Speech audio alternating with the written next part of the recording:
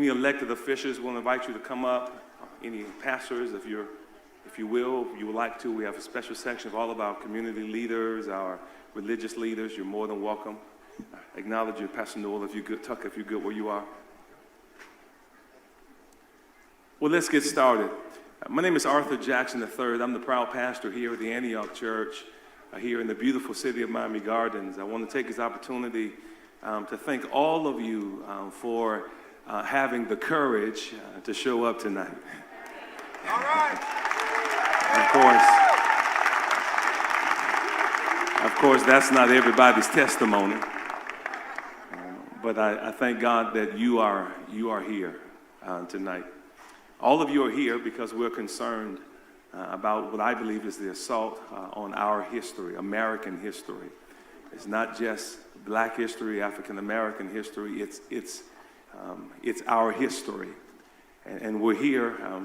Plan to be here to have a robust discussion with those persons that see things a little bit different than we see things.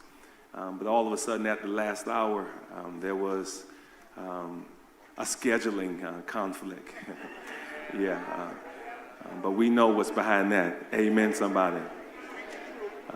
But again, I'm excited that you are here. I want to open up in a word of prayer.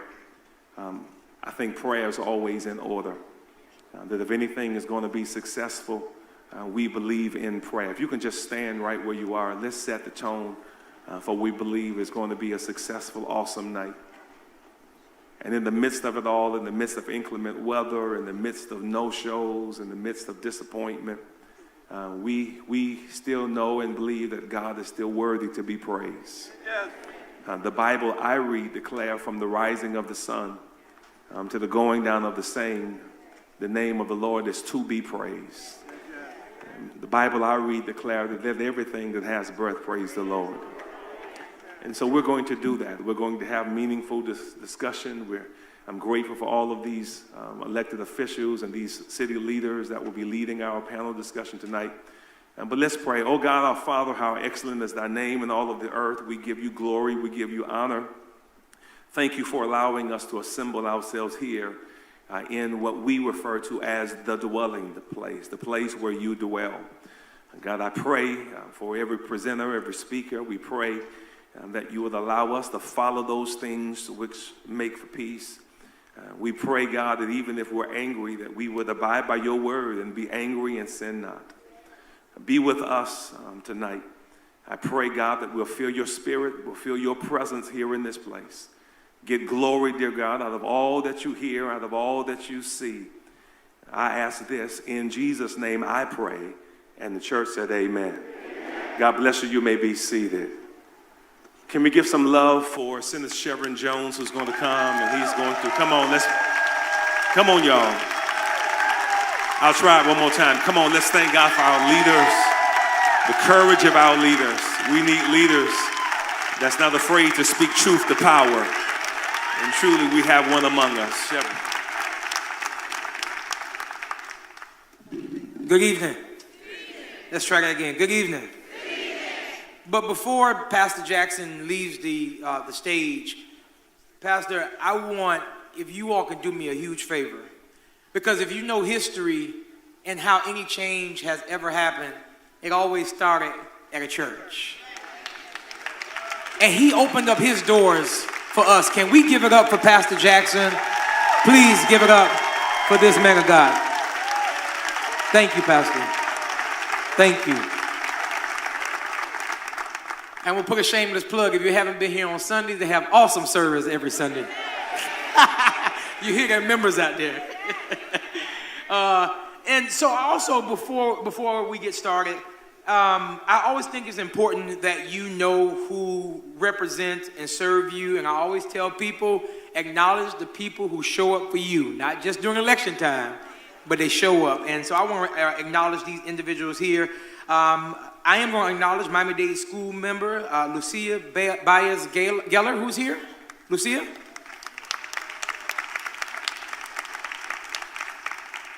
School board member Luisa Santos.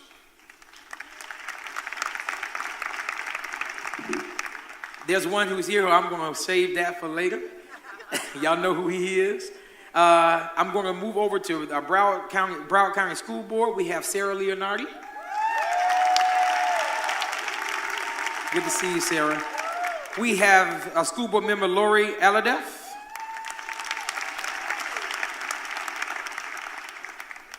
Now to my colleagues who I get the awesome privilege to serve in Tallahassee with, we have someone, a representative here from State Senator Ileana Garcia's office. I think Victor is here. Victor? My friend drove all the way from Tampa, Senator Darrell Roussan.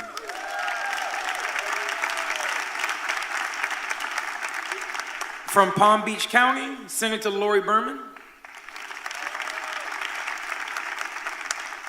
And there's one who you will see in a few minutes. I will introduce her at that time. And to the other chamber, we have Representative Ashley Gant. We have Representative Lisa Dunkley. Representative Javante Tay Edmonds from Palm Beach County. Fort Lauderdale in the House, Representative Patricia Williams.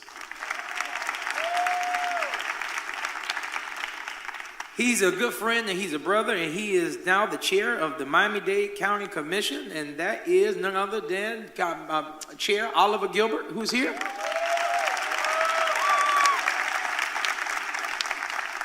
I think he's on the way, or he probably is already here. Oh, no, I see you. I see you, brother. Keon Hardiman, is he here? Well, let's give it up for Commissioner Keon Hardiman. I know y'all are tired of clapping, but there's some good people, I'm telling you. Miami Gardens Council members, Reggie Leon, who's here. Council member Shannon Campbell, who's here. And I know there are a few others that are in Orlando at this time. Our FEA Vice President, Mr. Andrew Spar, is here. Andrew, if you can stand. And the most important position of them all, the Florida PTA President, Ms. Carolyn Nelson Goddard, who's here. And now for yourself. Thank you all for coming. Clap it up for you. Yes. Well, I think we are all clear of why we are here today, and I thank Pastor Jackson once again for setting the tone for why we came here today. Invites did go out, and although invites went out, there are some individuals who did not come, but you all came because your children are that important. And not only are our children important, our children understanding and learning actual factual history is important. So whether or not that is their focus, or whatever their focus might be, I know what you all have come here tonight for, and that is to bring the community together, to figure out and look at ways and how we create solutions for our young people in our educational system here within the state of Florida. And so this is just not going to be panelists speaking and you just listening and we go home and do nothing, because that's a waste of time. Our goal here today, and as you will see from the question and as you will see from the panelists, it will be solution-based in what you can do when you walk outside of this door today. And it also already started when you walked in. You saw some QR codes that were around the building. I hope you would take the opportunity to scan that QR code and sign up to be a part of a policy group. The only way we are going to begin to change policy, we are going to have to begin to get in the game and play the game also. And with that being said, we're going to start this discussion because, like my dad said, I don't want to make you happy you came and happy you left. So we're going to go ahead and get started. So I want to have the opportunity to introduce some amazing individuals who are not just educators, but they are true to education within this state and even here within our local community. I first want to introduce and bring to the stage an individual who was served on the Broward County School Board. Now she is a state senator and my seatmate, Dr. Rosalind Osgood.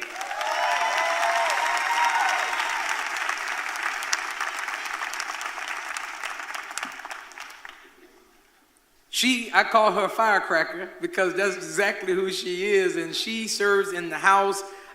She will call and she will let me, Oliver, and anybody else know what we have done wrong, but she loves students, and she believes in education, and that's none other than State Representative Felicia Robinson.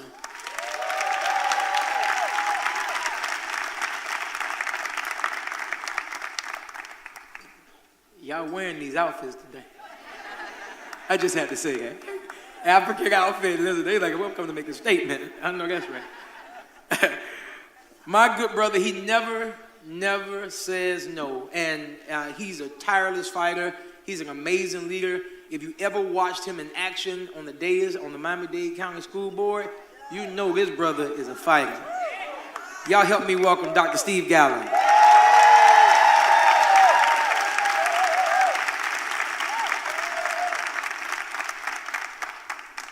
This brother left us. He moved from Miami, then went to Tallahassee, left Tallahassee, then moved to Washington, D.C. But he's doing some amazing national work and working with teachers all across the country to make sure that our teachers are paid right, are treated right. And he is a true fighter for our teachers, Mr. Fed Ingram from the American Federation of Teachers.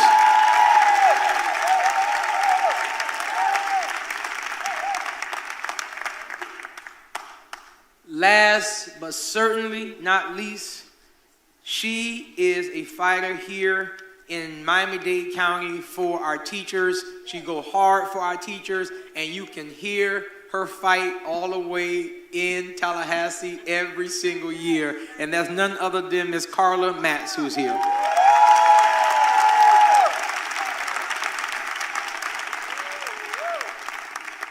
Can we give it up for our panelists today? Please. All right. So what I am going to do, I feel good because I feel like I can be a little TV moderator today. I'm going to take the opportunity to do that. But I am going to go to the experts today who is going to spend this time about 30 minutes. We're going to talk about some solution-based things, and then we're going to hear from our audience on the last go-round, and then we're going to talk about some solutions, and we're going to move on and take it to the streets and do what it do. So let's get to work. First, I want to start with Dr. Gallen. If everyone could just take 1 minute and introduce yourself, and then we'll get into the conversation. Dr. Gallen. Good evening. Glad to be here. Steve Gallen, lifelong educator, 34 years in education, served as a classroom teacher, assistant principal, elementary school principal, high school principal of Miami Northwestern Senior High School, district administrator, superintendent of schools, and I'm very, very honored to be the current board member for District 1 of the Miami-Dade County Public Schools. Dr. Osgood. Good evening, Dr. Rosalind Osgood, Broward County native, former chair of the Broward County School Board, a part of that group of women that fought the governor with the mask mandate. I am excited to be here with my seatmate tonight. I proudly represent Broward Senate District 32, and I must give a shout out to Miss Marcia Ellison, my NAACP president from Broward, who thought it not robbery to come and be with me tonight.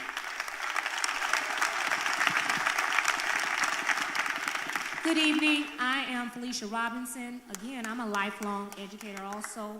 Was in the classroom in Miami-Dade County for 16 years teaching mathematics.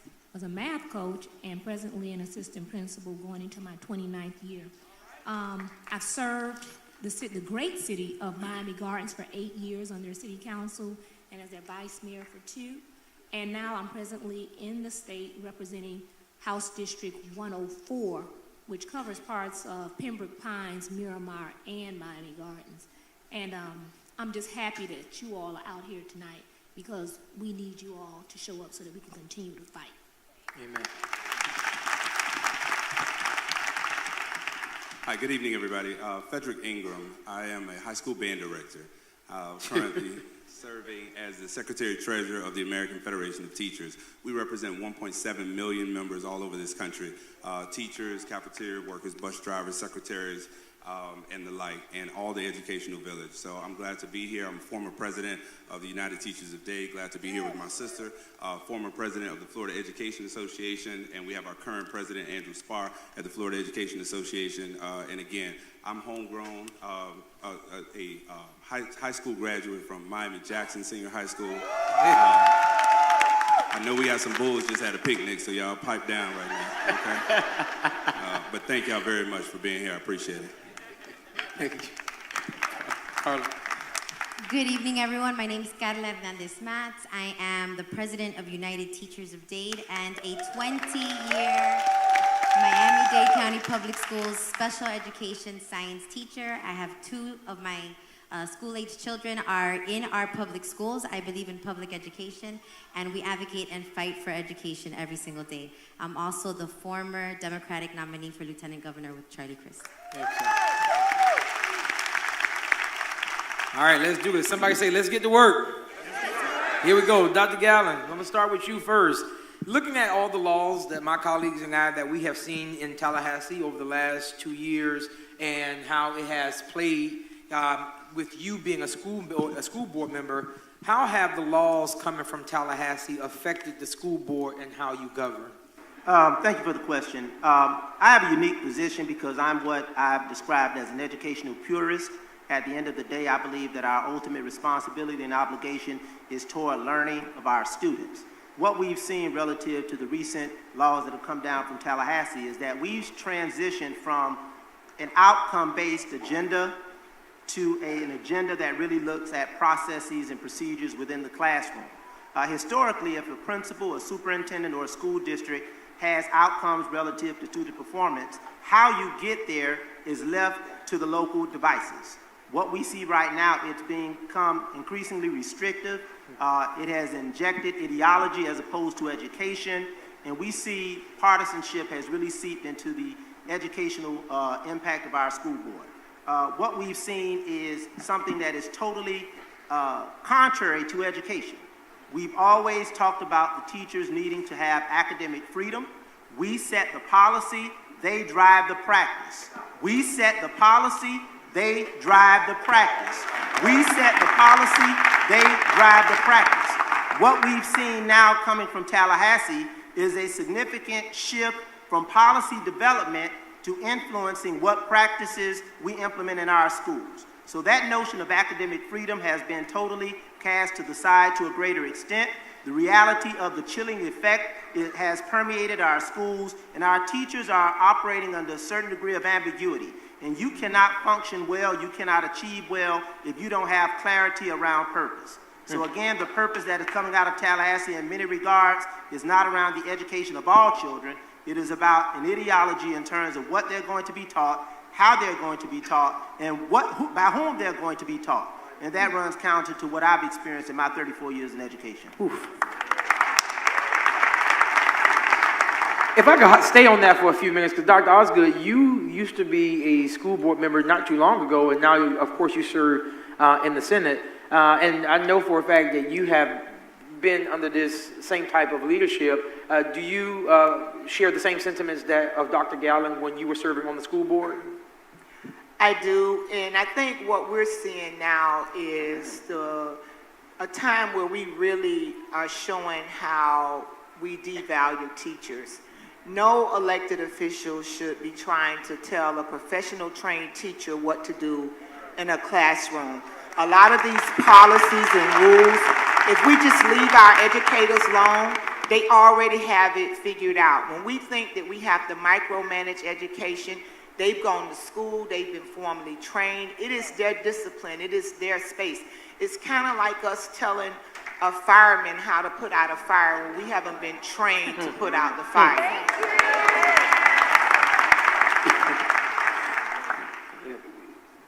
Anybody else want to respond? I know you want to sit on the school board, but from conversations, you all are good? No problem. Fed, because the next question is for you. Knowing that you are having these conversations nationally, and you see these policies that are happening in these red states, Tennessee, Texas, Florida, what are teachers saying across the country, and what are school board members saying across the country with these policies that are coming across the country? Sure, thank you. Thank you for the question and thank you for having me. But let me digress for a second and let me address the elephant in the room. I don't know if anybody else is going to say it. Manny Diaz is a coward.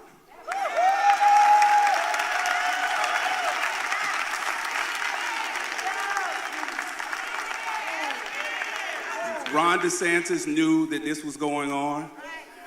Manny Diaz knew that this was going on. They know how important this is to the black community. They know that they have thrown an academic bomb in our community. And they know that they should have been here tonight to face you. And so if you're going to do those kinds of things, then you ought to have enough gumption to be here and say and speak your truth. If you believe in your value system, if you believe that slavery benefited black folks, if you believe that we can teach about Rosa Parks but not teach about her activism, that if you believe that we can leave out Reconstruction in the entire breadth of American history, then come defend that. Come defend that, and academically, let's brain rest. Let me tell you what the effect is in Florida. We will start school this week and next week in the state of Florida with 7,000 classrooms that do not have a certified teacher. Almost 7,000 classrooms will not have a certified teacher on day one. That's inclusive of Miami-Dade and Broward counties. There's a chilling effect on teachers every day. People are putting the keys on the desk saying, Mr. Principal, you can have your classroom. Our best and brightest high school students are making conscious decisions not to go into education.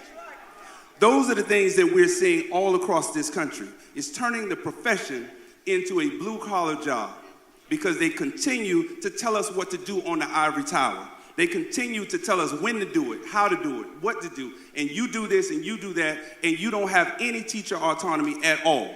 And teachers didn't go into this field for that. We know what our students need, but we're not given the time, space, nor the resource to do what's right by our kids. And so that's what we're seeing all across the country. Unfortunately, Florida has become the blueprint for all things that are wrong. All things that are wrong. Because we are sitting here talking about culture wars, and that's a distraction from what we should be talking about. We should be talking about the rent that you pay. We should be talking about the insurance that homeowners are paying. We should be talking about a governor who has not been in his seat in 6 months running for office somewhere else. We should be telling this governor to come back here and do your job and save Floridians from the mess that you're making, a Stop Woke Act, which really means Stop Black Act. So, yes, we're seeing all kinds of effects all over this country. It's a chilling effect. It's happening all across the southern states and quote-unquote red states. But I will tell you this. Ron DeSantis won an election.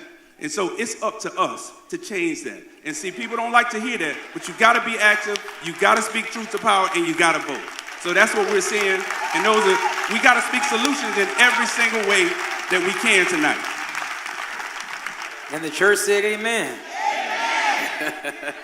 Well, staying on that conversation, Fed, and to go over to Representative Robinson, as an administrator, as a teacher in the classroom for 29 years, you hear what Dr. Gallen made mention of, Senator Osgood, what Fed just made mention of. When you look at teacher morale, because I have spoken to teachers, the teacher morale is down.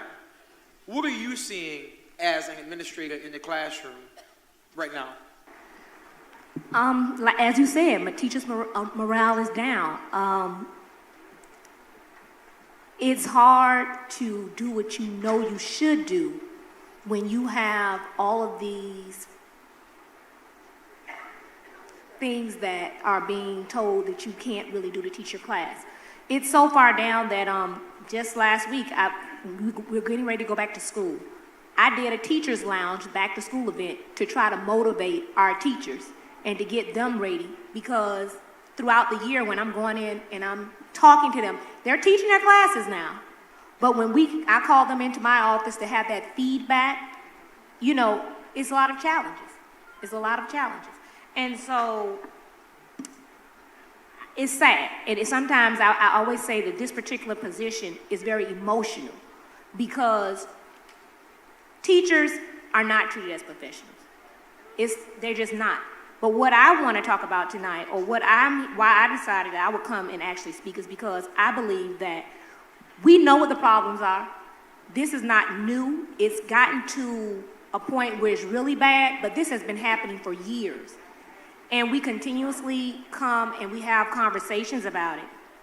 But I would like for us to focus tonight on what we're going to do about it. We need to actually leave here this evening with some action steps.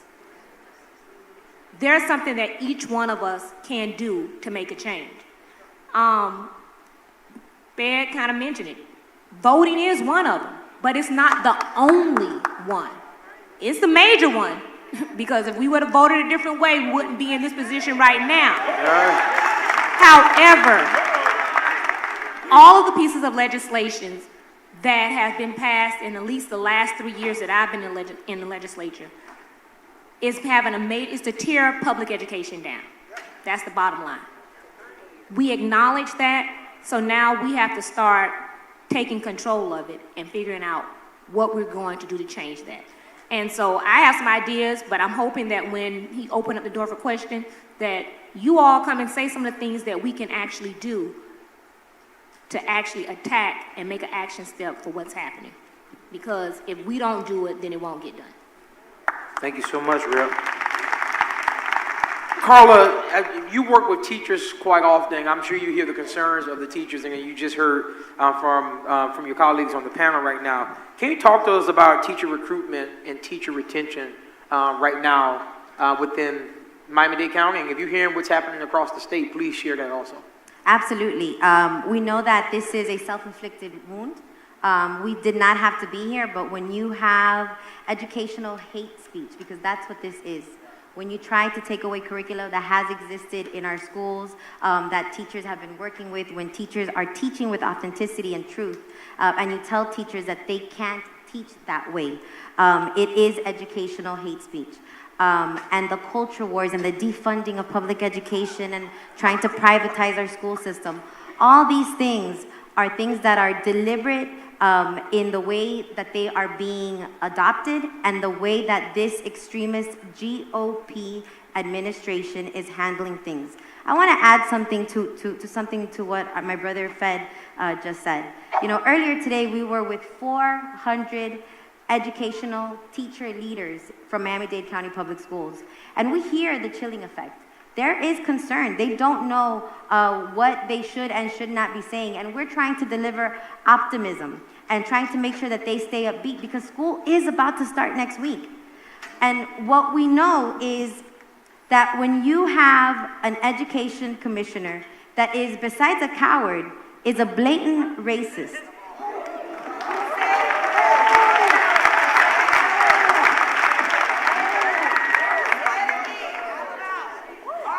I'm gonna call it like I see it, because you know what? 6 years ago, when he said to our brother Gillum that he was gonna monkey things up, people tried to wash that and pretend like, oh, maybe he didn't mean that.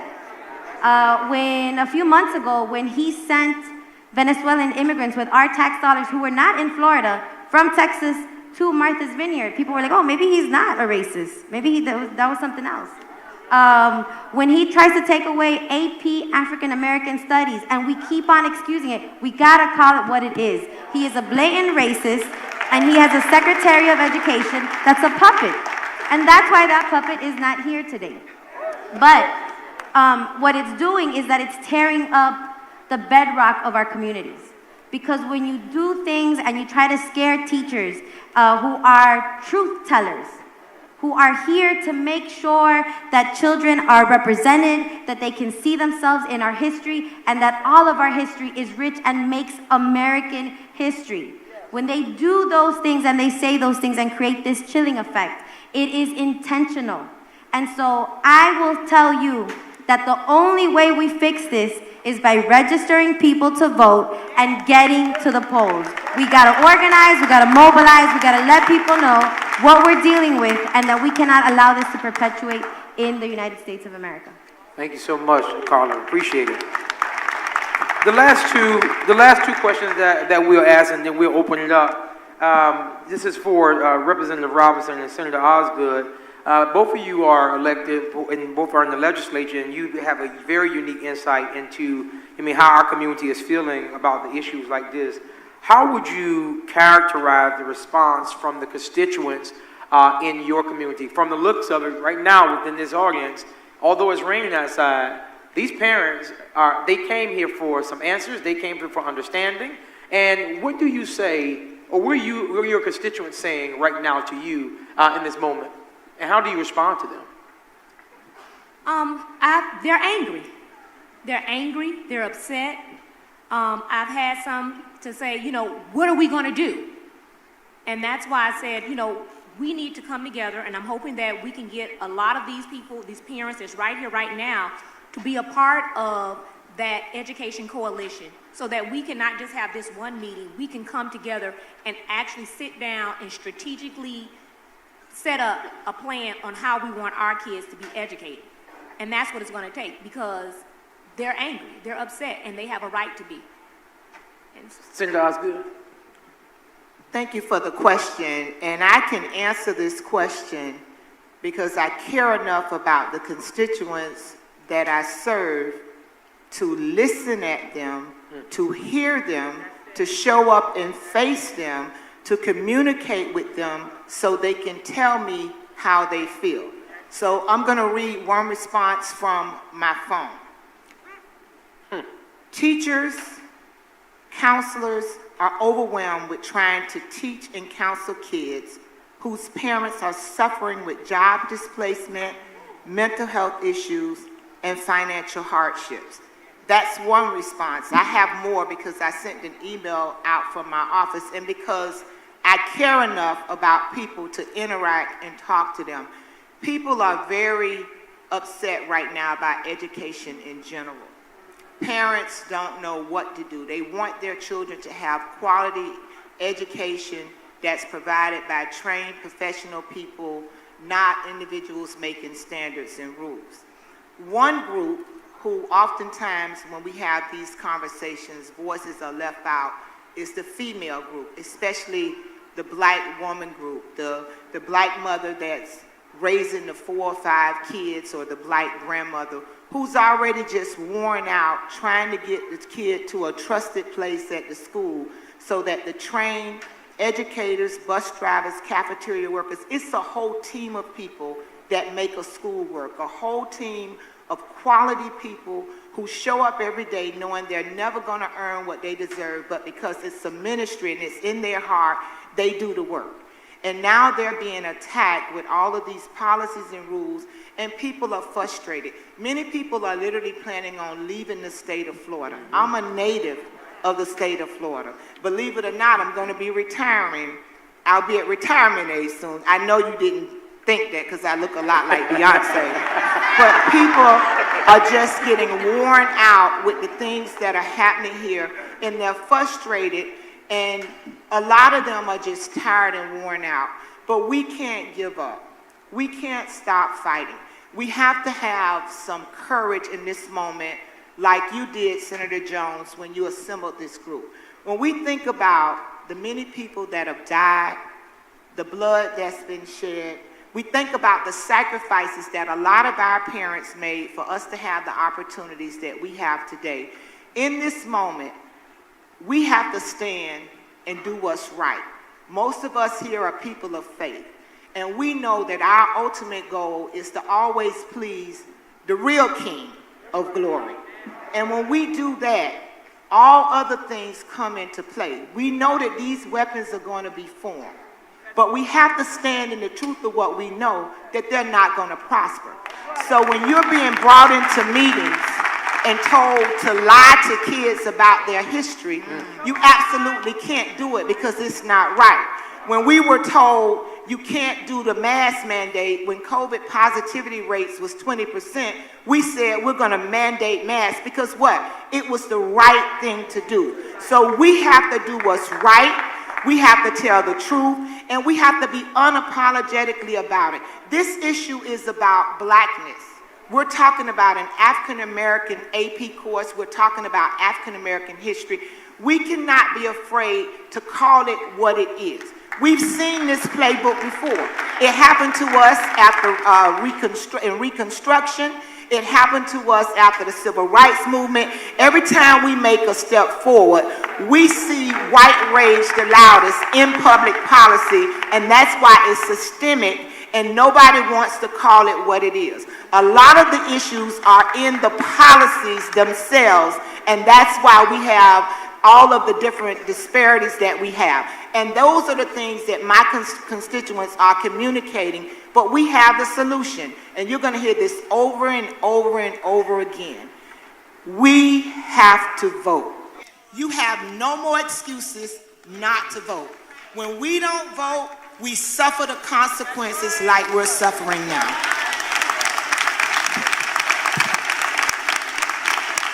Dr. Gallo? Yes, thank you. I concur with everything that's been said, but I want to put a different caveat relative to us transitioning from what I often see, and I've seen it 30 plus years, coming out of Liberty City, watching kids down on the street, watching us assemble as a group.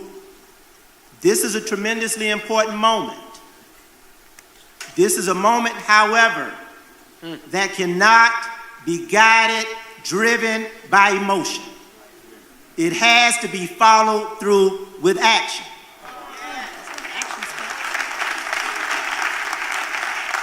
So what I've heard a lot of times is we come to these particular places, these particular points, and we get trapped and caught up in the moment. We have to individually and collectively decide when we're going to take the moment and make it into a movement. And nobody has said it, but I'm going to say it. We didn't just get here. While tonight, tomorrow, last week is great, we got to stop playing checkers while they're playing chess.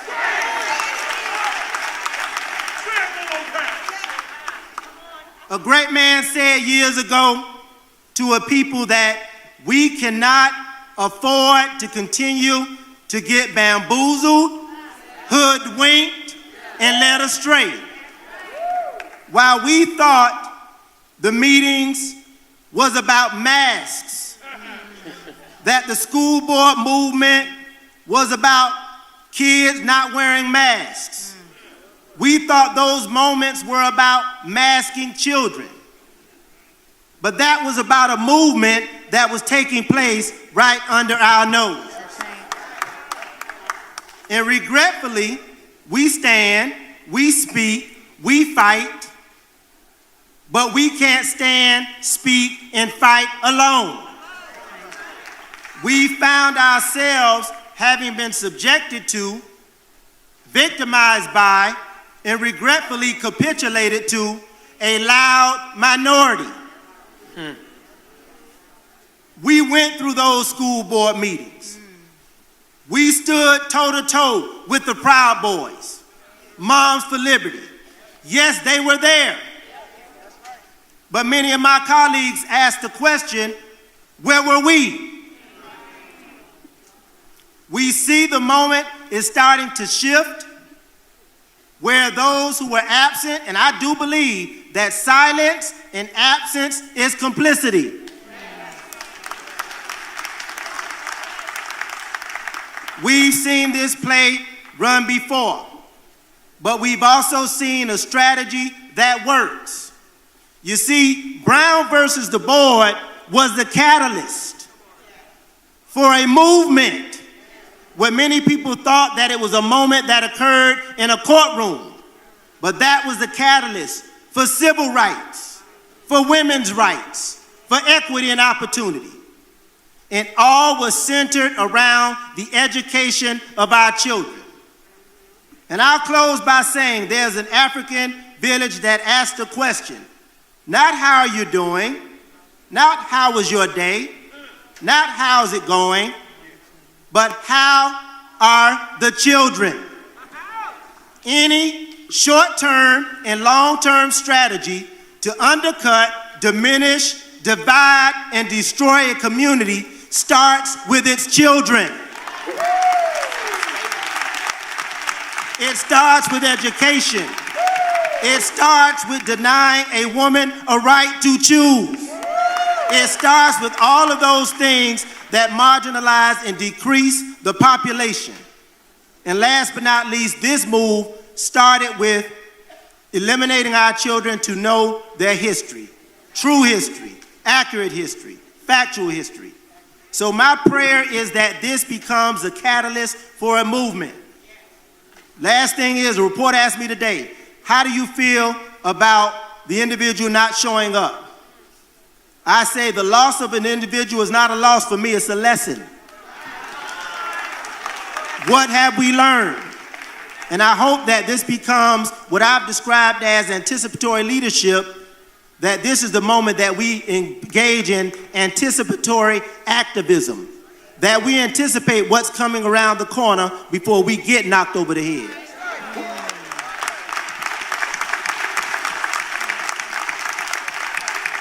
And Dr. Gallen, I think you and we spoke today talking about how leaders, especially the governor and even the commissioner, that if they're bold enough to put these policies out, they should have been bold enough to face these people to express themselves of where it came from. So I want to go to the African American standards, because I know that's where a lot of people are here to hear about. They talk about this 13-member task force, and they continue to say that there were black individuals that were on this board also. I'm gonna take a commercial break and say something my grandma used to always say: everybody who your color ain't your kind. And just because you're black don't mean you're not anti-black. So with that being said, looking at the African standards, how and what strategy can we use in this room for recommendations of changes that should be made to those strategies? I think we have to start with this particular process because the process was flawed at the onset in my estimation. What you've described, who came forward with these standards, was actually, and let me clarify for the record, it was not actually a task force. It was a working group. People, there's a difference. An African American task force is a body that's stipulated in statute. Right. A working group is a group of hand-picked individuals that are going to work on this particular project with some potential shared ideology, shared anticipated outcome, shared agenda. So that, as you indicated, Senator, is not about black or it's not about white. It was about the ideology of the individuals who thought that it was okay. They thought that it was okay. The foundation of their thinking needs to be called into question, to marginalize slavery, to misinform the facts about our history. So the working group in and of itself was problematic. Secondly, I think there was a missed opportunity. Too late? Never. Right. The State Board of Education adopted the standards. If you had an opportunity to watch that meeting, there was protest around issues, around gender, education, around sexuality and the curriculum, but the horn wasn't blown loudly at that meeting around those adopted standards around African American history and the related curriculum. So we have to understand that, yes, the commissioner is who he is. He's a conduit, but that is a manifestation of the laws that were adopted and people are complying these particular standards to the law. And that's where we have to start changing. And if we have to articulate our position, and my last point on that is, we can ill afford to totally rely on the school system to educate our children. Because I don't care what standards they bring forward. Zoe is going to know that slavery was one of the most horrific, brutal, divisive, destructive, evil experiences that this world has ever known. I'm going to make sure she does that as a parent. And that's what we have to do as parents, be a part of that particular process. It's not an either or, it's a both and, but it is going to start at home, especially in mine. Dr. Osgood, continuing on with Dr. Gallen, because I know you want to bite of that right now. But I want you to expound. I already know, sister, I got you. I want to know, from what Dr. Gallen just said, can you please also add about the importance of us educating our own children in our own community and even utilizing our churches to be that ground to educate our own children? Certainly, you know, when we talk about African American history, Carter G. Woodson gave us a call to action with Black History Week, which turned into Black History Month. And what he did is he called us to action to commemorate and celebrate our own history.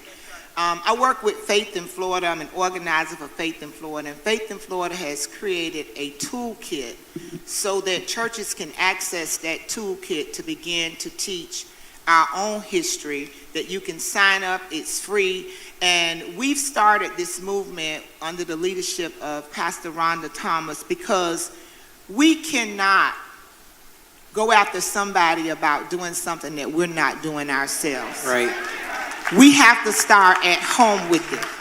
And as we begin to talk about Black history, a lot of people are up on TikTok, and some of y'all older people on Facebook. No, you haven't looked like that in 20 years. But we have an opportunity to celebrate and tell our own history. And it's small steps like that that we can take.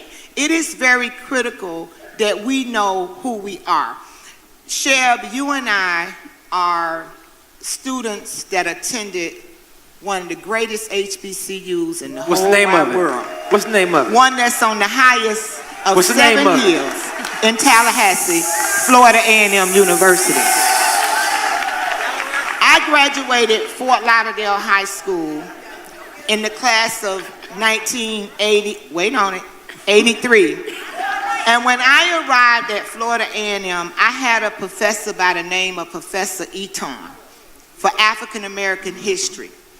And it was in Professor Eaton's class that I learned that Cleopatra was not white, that I learned that Black people had built a civilization in Egypt prior to coming here. They were doing math, trigonometry, and geometry with their hands. It was Professor Eaton's class that emboldened me. After that class, I became an unapologetically Black woman that don't mind showing up, expressing my emotions and my passion about issues that are aggravating and harming my people. That class was very empowering to me as a Black woman at 17 years old. It is critical to our children's future for them to understand the strong pedigree that they come from of overcomers and achievers as Black people. Now at that time, Shep, I had a better understanding of what James Brown meant when he said, "Say it loud, I'm Black and I'm proud. Say it loud, I'm Black and I'm proud." We can do little things. Talk to your children about their history. We have our churches. I'm a member of the New Mount Olive Baptist Church in Fort Lauderdale, Florida, and where Dr. Marcus Davison is my pastor. But many of us here in this environment were raised by the Dr. Matt King Carters. The people like your dad, Chev, like Arthur Jackson Jr., Pastor Jackson's dad, people like Catrice's dad. And we was raised from the old school about our history and to own our history, and even taught from the Bible about our history and how Joseph and them was down in Egypt, the Garden of Eden. As I heard Dr. Drayton say last night, they talk about the Tigris and the Euphrates. If you go do your research, you will find out where those rivers are, and you will really understand why people don't want you to be informed about your history. We can all take one day a week and go to Facebook, Twitter, Instagram, Snapchat for us young people, and we can start posting and tweeting out information about Black history. In closing, Shep, one of the things that have become obvious to me as we've been in this conversation over the last few months is that it's not just African American children that need to know their history. Right. It's other people that need to know African American history, and then they won't say dumb stuff like black people benefited from slavery. If they're gonna say it, they have to say that this whole nation benefited from slavery and that it was built on the back of black women who worked harder than anybody else, outside, inside, had everybody's baby, was a nanny to everybody's kids. If we're gonna tell the truth, we gotta give a shout out to the black women that were enslaved and treated worse than anybody else in this time. And if you in here and you black, you came from the womb of a black woman, so you should be putting your hands together and celebrating the gift that a black woman is to this nation. Woo!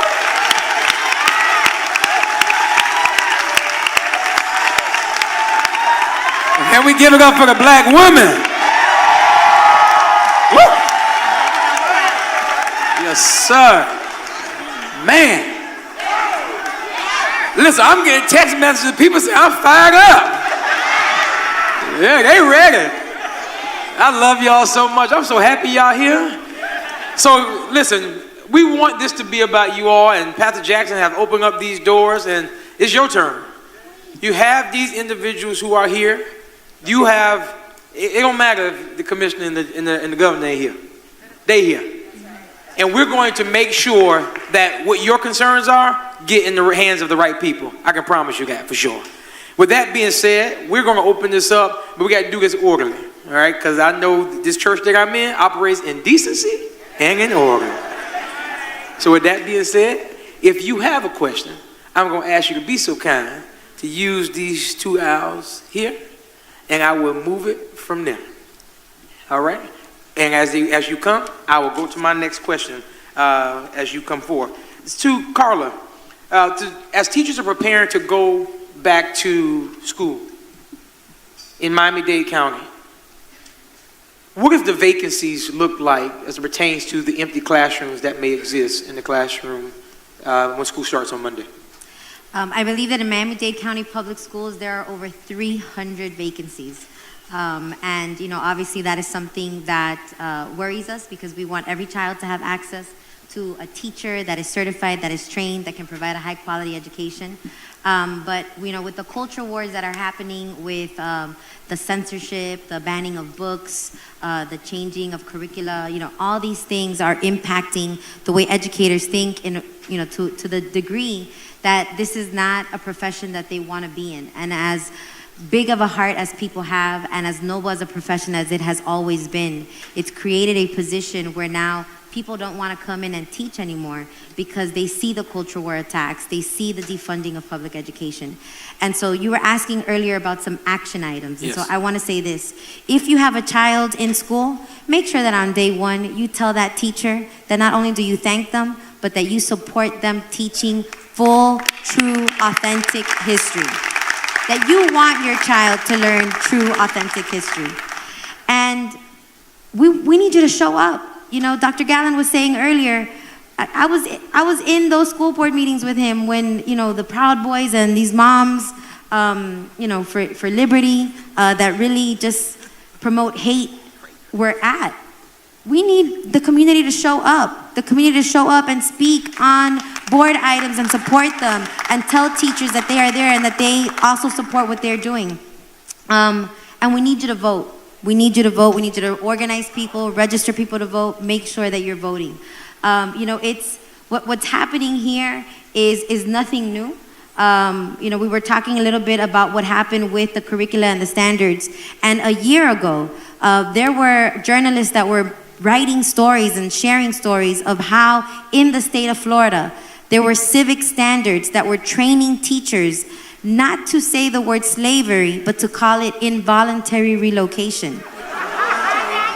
Get out of here with that. We saw this coming a year ago. And now they're calling it something else. And now they're trying to say that there were benefits to things when we know that they were not, that there were not. And that the only people that had a benefit were the white plantation owners and the ones that made all the money in this capitalist society. And so we need to make sure that we are showing up, that we are supporting board members and issues and teachers, and that our educators know that we also believe in them and that we're supporting them, because some of them are scared. Some of them don't know what they should and should not be saying. And we have to make sure that every child, because there's a problem when one parent shows up and changes the curriculum for everybody. Because now my rights have been trampled on. Because I believe that my children should have access to an authentic and full education. But this is putting families against teachers, and it should not be, so we need you to show up. Thank you so much, Carla. Really appreciate that insight. At this time, we're going to go to questions, and in between questions, if I will also read some questions that are coming in. If you have scanned the QR code, that's also an option, and we'll start with you. I'm going to be like, just like you're at a funeral. When you start talking too long, I'm going to cut you off a little, all right? All right. Go ahead. Please introduce yourself also. Good evening. I'd like to thank this panel for assembling and participating. I'd like to thank my pastor, Pastor Jackson, for seeing it fit that this forum should happen. So here we are again, back in church again. This is for the centerpiece of the civil rights movement. We do have the blueprint, and we have the blueprint at a very advantaged situation. I'm a college professor. I teach at FIU, taught at Miami-Dade, taught at the University of Miami. And I just came back from book tour in LA. And while doing my book tour, I told them I was a professor in Miami. And one person raised their hand and said, "How do you teach in Florida?" But the bigger question is, how do we live in Florida? And this is a paradise. We have sacrificed our life. I was born in Floridian. How do we live in Florida? Self-respecting human beings. As a teacher, I'm a sociology professor, and soon I'll be teaching psychology this semester, the psychology of dreaming, which brings in the spiritual connotation. Anyway. Yeah, well, give me a question. Come on. I know you got it in you. No, I have a comment. Okay. More so a comment. Okay. And the comment is, we have risen on the backs of our ancestors. Yes. Back in the day, we used to sing in church, does Jesus bear the cross alone and all the world go free? Do our ancestors bear the cross alone and all of us go free? There's a cross for all of us. And we must be willing to participate. In political science, they say the source of power is expertise and mobilization for support. But I'd like to say thank you so much. Really appreciate you. Thank you. Come on, Brother Stephen. And I'm going to come on this side, but I also want to make sure I acknowledge, I call him Unc, President of the Florida General Baptist Convention. That's Pastor Carl Johnson, who's here, sitting right here in the front row. Good to see you, Pastor. Brother Steve. Thank you. Thank you all for coming. I've spoken to many of you. Representative Robinson, I owe you a phone call, but trust me, I've burned up the phone lines on this since July. Solutions, because that's what we're here for. The solutions aren't for y'all. Y'all go to Tallahassee and do what y'all need to do. I don't want to hear voting again, because voting is in a long time from now, and we're in war right now. So I'm going to talk to the people. Manny lives in Miami Lakes. Why are we in church and not in front of Manny's house? And let me tell you why.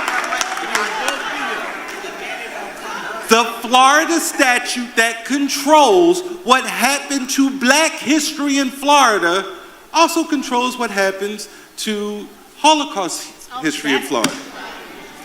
The word task force appears twice in that very long statute. Section G, Holocaust education, and Section H, our education. I bet you one task force got consulted on this particular change, but I know which one did not. And since the Commissioner of Education has the power to refer the curriculum to the task force by statute, which our state representatives and state senators wrote, he should use that power. But he doesn't care enough about you to even answer to you. So we need to use our power to go to his home and his office and to make him uncomfortable in the state of Florida until he does right by black Floridians. Because by doing right by black Floridians, you're doing right by all Floridians. But somehow, some way, that part is lost. We need to stop the slow singing and flower bringing. I've been calling them all racist all year long. Shout out to the one lady who did it, thank you. The rest of them can't right now because of politeness, but the time to be polite is over. Anti-Semitism has a definition. Guess what? So does racism. It's what's happening to black people now in Florida. We need to stop being afraid to call a thing. Stop being afraid to confront those who attack us for only political reasons. And unless you want Candace Owens teaching your children why slavery was kind of okay, thanks to PragerU and Dr. Gallen, we're going to be talking about that a lot. Because that's your next stop, the school board. Because PragerU will show up unless you show up. That's where we go next. So with that said, those are the takeaways. This is a fight, but this is a fight right now. I'm not worried about next year and voting. I want our history. It's black erasure, and we have to stop it. Thank you, Brother Steve. My brother, introduce yourself to your How y'all brother. doing? Oh, sorry. Yo, please. Sorry. My name is Michael Thompson. I'm a proud graduate of Miami Northwestern, class of 2018. Graduated from Tennessee State University with my bachelor's in public health. I'm at Brown University getting my master's. Came all the way from Rhode Island.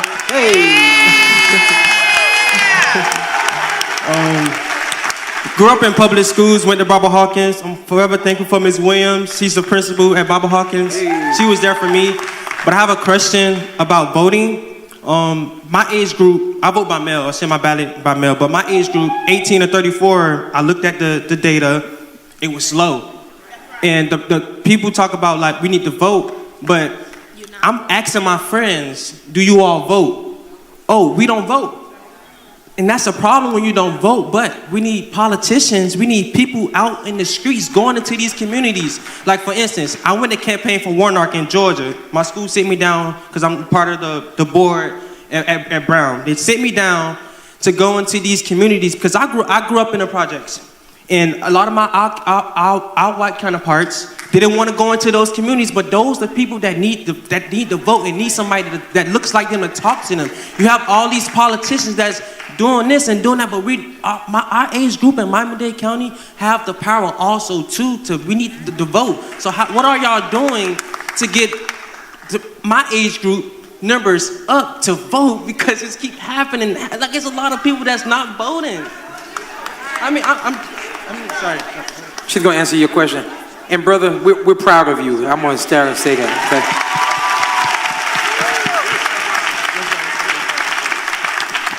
Take it away, Senator. So this is a good point he brought up about voting, because we were all kicked off the vote by mail ballot in January. So if you haven't re-requested your vote by mail ballot, you can actually do it right now with your phone. Just go to your web browser and go to your Supervisor of Elections webpage and hit vote by mail and put your information in. And it's going to ask you for the last 4 digits of your social security number or your driver's license number. You have to put it in. You know, when you check into a motel, most things we do, we give our driver's license, they scan it. You have to give the information in order to get to request the ballot. And just like I'm telling you this, if you tell 5 or 10 other people to do the same thing, when you look at data right now, and I told you earlier I work with Faith in Florida, and we've been looking at data, a lot of it is down because many people don't know that they've been kicked out the vote by mail roll, they've been purged from the roll. So we have to re-engage. You can't just assume, first of all, that you are registered to vote. We have to pay attention, and we have to make sure that we're registered to vote. And then for you young people, I think that many of you, the Gen Z, you are really engaged. And I think it's actually going to be you that get the change that we need, because Black history teaches us that anytime there's been a significant movement, it's happened by young people, that they took the leadership. And we're here to support you. We need you to tell us how to reach your generation. You know, I would be, you know, glad to bring in, you know, some of the various artists, you know, that us young people like, but, you know, some of the church people, you know, they don't like that. But that's where we need your help. Your voice is so critically important to this conversation. We need you to tell us how to engage you all and where we need to go to get your interest, to involve you in this process. We don't have all the answers. Just because we're elected, we don't have all the answers. And that's why those of us that are here, Senator Jones with his leadership, we needed to come and hear the people that we love and care about so that we can learn how to be more efficient and more effective. Some chose not to take that route, but you are the answer to that question for us. And we would love to engage you and any other young people to help us address that issue. And can I do this? Can I make sure that you and Senator Osgood connect so you can share your ideas with her? Okay, so don't leave until you connect with her, okay? All right, bet. All right, cool. We're gonna go over to this side. Please introduce yourself. And if you all could definitely have a question, because there's a lot of people here and we have about 30 minutes left before we start shutting down. Please. Hello, my name is Vern Alexander. Prior to, well, I'm an actor now, but prior to that, I was a police officer for Miami-Dade Police Department for 21 years. And in those 21 years, I learned one thing. When you're going after some bad people, you better have some good ideas to go with them, because they ain't playing by the rules. And what we're seeing right now in Tallahassee, we got a bunch of people who ain't playing by the rules. Let's not kid ourselves. This is not about education. Okay, if you think this is about education, you've got it all twisted. This is about their desire to preserve white supremacy. That's true. Okay? And ever since they saw a black man be sworn in as president of the United States, they have lost their minds. They've had to see a black woman go into the Supreme Court, my classmate, Ketanji Jackson, and you guys saw how they treated her on her confirmation. They've had to see black people strive in Senate and in Congress, and it disturbs them, it bothers them, it burns them. So what they have to do is take away the foundation of black history, because without your history, you are nothing. So, I don't know anything about suggestions. I'm 53 years old, I don't have any children, and maybe I'm in the wrong place because I don't know anything about that. But I do know this about white supremacy. The one thing that they do like is money. And when you affect their pockets, then they start to listen. What am I talking about? I'll give you an example. In 1963, and some of y'all know this, Can I stop you for 2 seconds? Yeah. We have a long list. Okay, all right. I'm going to cut it short right now. Okay. Let me just cut to the chase. If they can't respect our black history and our black students and our blackness, then what we need to do is our black students who play football, basketball, baseball, don't let them go to Florida universities. Send them to other schools. Send them out of state, because when they start getting hurt at the University of Florida start losing, when Florida State start losing, when those schools start losing, they're not getting that money and generation from the NCAA and the bowl games, then all of a sudden, trust me, they will want to listen to what you got to say. Thank you so much. Really appreciate it. Thank you. Hey, Shell. Can I just insert to the brother saying? Yes. Don't send them out of the state. Send them to FAMU, and send them to Bethune-Cookman. Send them to Florida Memorial, and send them to Edward Waters. That's right. We need those students. That's right. Send them to HBCUs, That's right. Florida HBCUs. Any one of them will do. I happen to go to the best, but y'all can send them to either one. Okay? Thank you for that, Fair. If I could just remind you all again, please, I'm going to have to cut you off, but ask a question, please, because I think that's what many people in this hour is asking for. Please, sir. Hello, my name is Frederick Bryan, and I just want to say this. I ran for mayor of Miami in 1984, first black man to do that. I ran for governor of Florida in 1986, the first black man to do that. They didn't give me credit, but they were saying other people did that when they came along and did it. But I was the first black man to run for mayor of Miami, And the reason I did that wasn't because I thought I could win, but I wanted our children to see that they could do and be whatever they could do and wanted to be. Yes, sir. My thing right now, and my question is, it seems like there's a cover-up with these state policies. They try to make slavery look good, but we know that it's not good. They don't talk about how wife was separated from husband. They don't talk about how children were separated from their parents. They don't talk about how slaves were beaten. So yes, there is a cover-up. But you know what? That's one thing that we have to do. We have to bring this to the forefront and say, no, there are some other things that are happening too. And my question is, see, I believe that there is discrimination. So, what's your question? Tell me. My question is, Tell me. and to the panel, and some of you all have already answered it, but do you think that that discrimination and racism exist? Yeah. And that's my question. I knew you had it in you, baby. Thank you so much. Go ahead, take it away.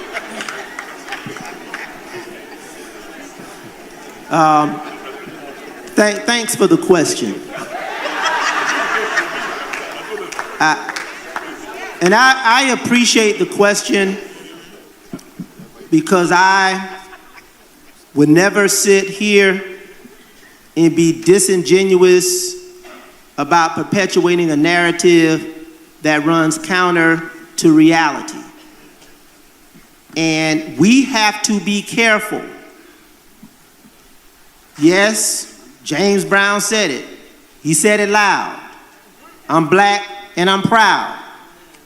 But if we are going to be true to the facts and hold true to the notion that African American history is American history, we have to understand that slavery, the abolitionist movement, the civil rights movement, the fight for integration, those victories were not done and achieved solely by blacks. Right.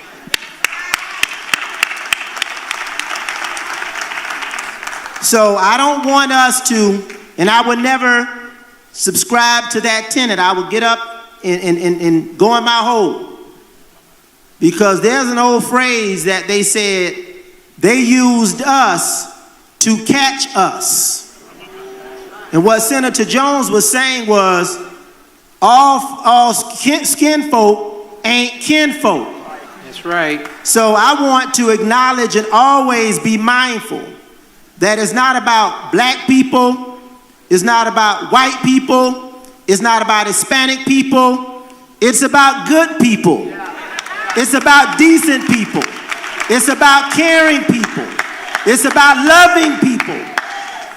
So we have to make sure that whatever this journey becomes, whatever this movement reflects, victory will only come through inclusion. It will only come through unity. It will never be achieved through division. That's another playbook that's being played, and we cannot be bamboozled, hoodwinked, and led astray. Because I know there are some whites, some Hispanics that stand in the paint for civil rights. They stand in the paint for black history. They stand in the paint for social justice. They stand in the paint for equitable teaching of children. They stand in the paint against poverty, and they stand in the paint against racism. So we just make sure that we manage that narrative. Yes. And don't forget those who fought, who marched, who spoke, who bled, and who died. And all of them weren't black. Thank you, Dr. Gallen. And while y'all clapping, can we give a shout out to our accomplices that are here representing us as African Americans, but our white brothers, our Hispanic brothers and sisters who are here. Thank y'all for being here, for standing in the paint with us. Senator Jones, I just want to answer his question real quick. Real quick, yes, ma'am. So to our brother Frederick, you asked a very poignant question, and I want to answer it with facts. Yesterday, the governor of Florida removed the only African-American female state prosecutor in Florida. He is racist, and he does believe in discrimination. period. Question. Yeah, start to thank the panel very much. This has been very provocative, very useful, and thank the audience. My name is Mark Bagnall. I live in Miami-Dade County. I'm retired. My children are grown. I hope, Dr. Gallen, that in the near future, you will see the Moms for Liberty meet the taxpayers for quality education. To the young man from Brown, I hear you. Your point about being unafraid to knock on doors. It is important also to note that in Miami-Dade County, the city with the largest number of registered Democrats, Miami Gardens. The second largest, Miami. The third largest, Hialeah. Hialeah gets very little attention from Democrats because we all know it's a Republican city. But it is a large city with many registered Democrats. Important to take note of that and to take advantage of meeting the Democrats in Hialeah to reach the next elections. Anyhow, to my question. Yes. I had a question for both Dr. Gallen and Commissioner Diaz, who unfortunately chose not to attend. That's right. I noticed that the new standards do not mention Cuba and have very brief mentions of Haiti and the other Caribbean countries. Given that Florida did not become a state until 1845 and the population of this county consists almost exclusively of immigrants and descendants of people that immigrated to this county after the end of the Civil War, some from other parts of the U.S., most from other countries in the Americas, is there room under the new standards for teachers in the third largest school district in this country to teach the African American history of the American places from which the families of most of the students immigrated? Thank you. Dr. Gallen? The short answer is yes, and I would be disingenuous once again, and anybody who knows me knows that's not me. There's some good content in those standards. So I don't want anybody to walk out of here and saying, you know, the standards need to be flushed down the toilet. There are some elements that are inaccurate. There are some elements that are offensive. But to throw out the baby with the bathwater in a narrative that will suggest that all of it is bad would be disingenuous. So I can't be that. So to answer your question, yes, because there is an opportunity for connectivity with respect to some of the curriculum elements that talk about the Middle Passage. Remember, blacks left Africa, but all of us didn't make it here. So we were snatched, left, snatched, we traveled the Middle Passage, but all of us didn't make it here. So that's why you look at different islands. So there's an opportunity for that to be taught. And I would be remiss if I didn't qualify your initial statement. When I reference the Moms for Liberty and I reference the Proud Boys, I stand on that. But what I'm saying about that, the context of that is we heard from them. Whatever they were saying, we heard them. What I'm saying is that in a democracy, it's not one size fits all. So we need to hear all sides of a discourse. And during that particular time, there was limited discussion from a silent majority that doesn't believe one parent should be able to remove a book from a school by Amanda Gorman, in which you cite the title was written by Oprah Winfrey. But if we don't speak on that, and we don't hear from others who don't support that, then the loudest people in the room will move the needle, and that's what happened. Thank you, Dr. Gallen. So what you're saying, Dr. Gallen, we need to put together our own parent group and go to the school board, huh? That sounds about right. Excuse me. Yes, ma'am. Please introduce yourself and ask your question. Hi, my name is Cheryl Collins Small, and I'm a 36-year former teacher from Miami-Dade County Public. Hey. I am here because I want to know, what can we do? You're talking about mobilizing a movement. We don't want to just leave Antioch tonight, and this is it. This church should be packed. Yes, it was some rain, but if there's something you really want to do, those raindrops would not have stopped you. We need to mobilize and get things done.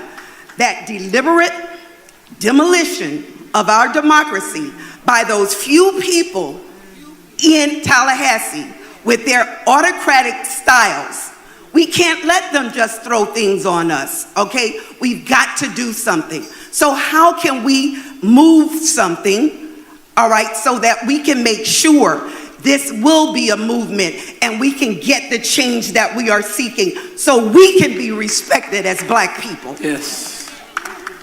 Please. Representative Robinson. Did you have it?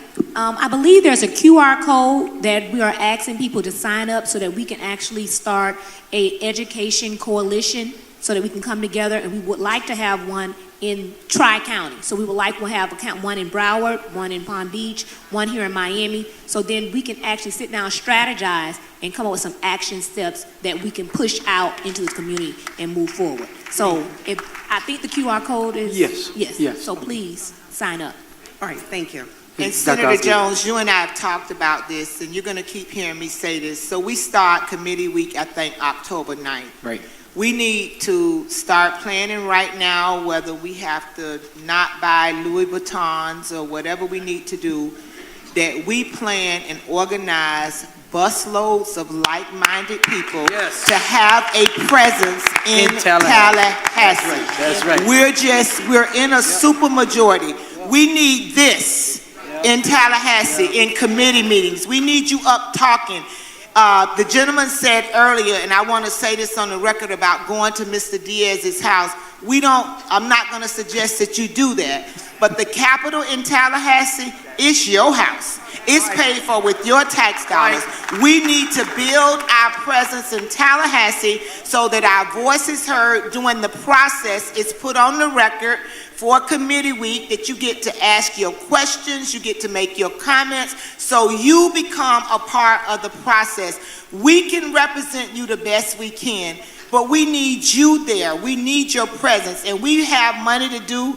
I know, some young people, we got Beyonce coming, and we got those tickets, and I want you to do that. But I want you to think about making an investment and coming to Tallahassee and having a presence there. It's easy for people to harm us if they don't have to face us. Yeah.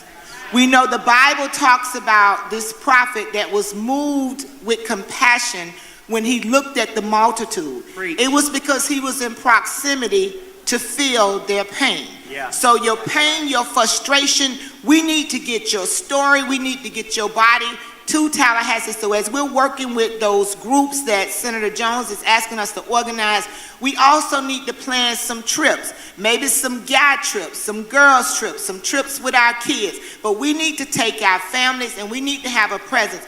We cannot allow people, because they have a different thought, not to engage in conversation with us. That's why I'm an advocate for listening. When we listen at each other, that is what helps us to think critically, to move us beyond just the limited confinements of our cognitive capacity. So we can't allow people that think differently not to hear our stories, not to look in our faces, not to look in our eyes. Just because someone is in a different party, when we vote in Tallahassee, everything that comes to the floor, I have to vote on it. Not just on my district, everything. So I need to hear from people with different perspectives to at least humanize them, because this is about human rights.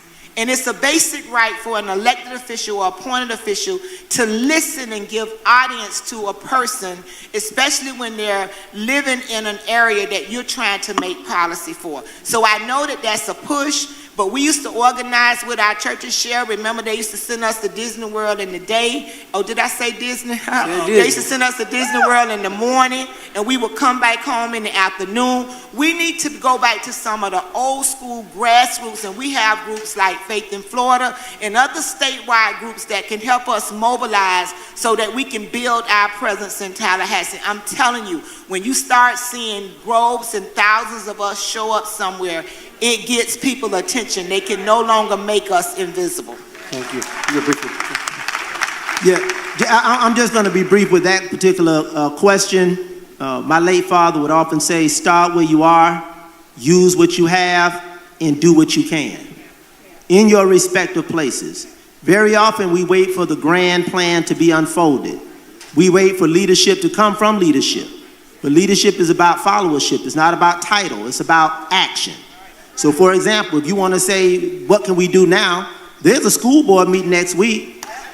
My colleague Luisa Santos, who's sitting in the back, will be there, God willing. We know some people in this audience, unknown, unnamed, they show up every meeting. They watch, they observe, and they have their say. So start where you are, use what you have, and do what you can. And my last thought on that, people thought that the removal of the book was something that was going to resonate only with African Americans. That was not the case. If you want to watch that school board meeting, it's on the record. You had blacks, whites, Hispanics, rich, poor. You had a diverse group of people who thought that it wasn't right. They utilized their 3 minutes to show up, speak up, and stand up. And that's what we have to do around issues relative to our children. So we don't have to wait for the grand plan to be unfolded, because we have the plan within our heads and within our hearts, and we have to put our individual shoulders to the wheel of work. Thank you, Doc. Yes, sir. Chris Cantor, Broward County, parent and advocate there. First of all, I want to thank my board member, Sarah Leonardi, for being here. And on that note, very, very important to note, and I want to say this loud because I'm with you, Dr. Gallant, and I want the governor to hear this. There are a whole lot of people that look like me that stand with every person of color in this state. So my question is going to be one that might be difficult for some white folks to ask, but it's this.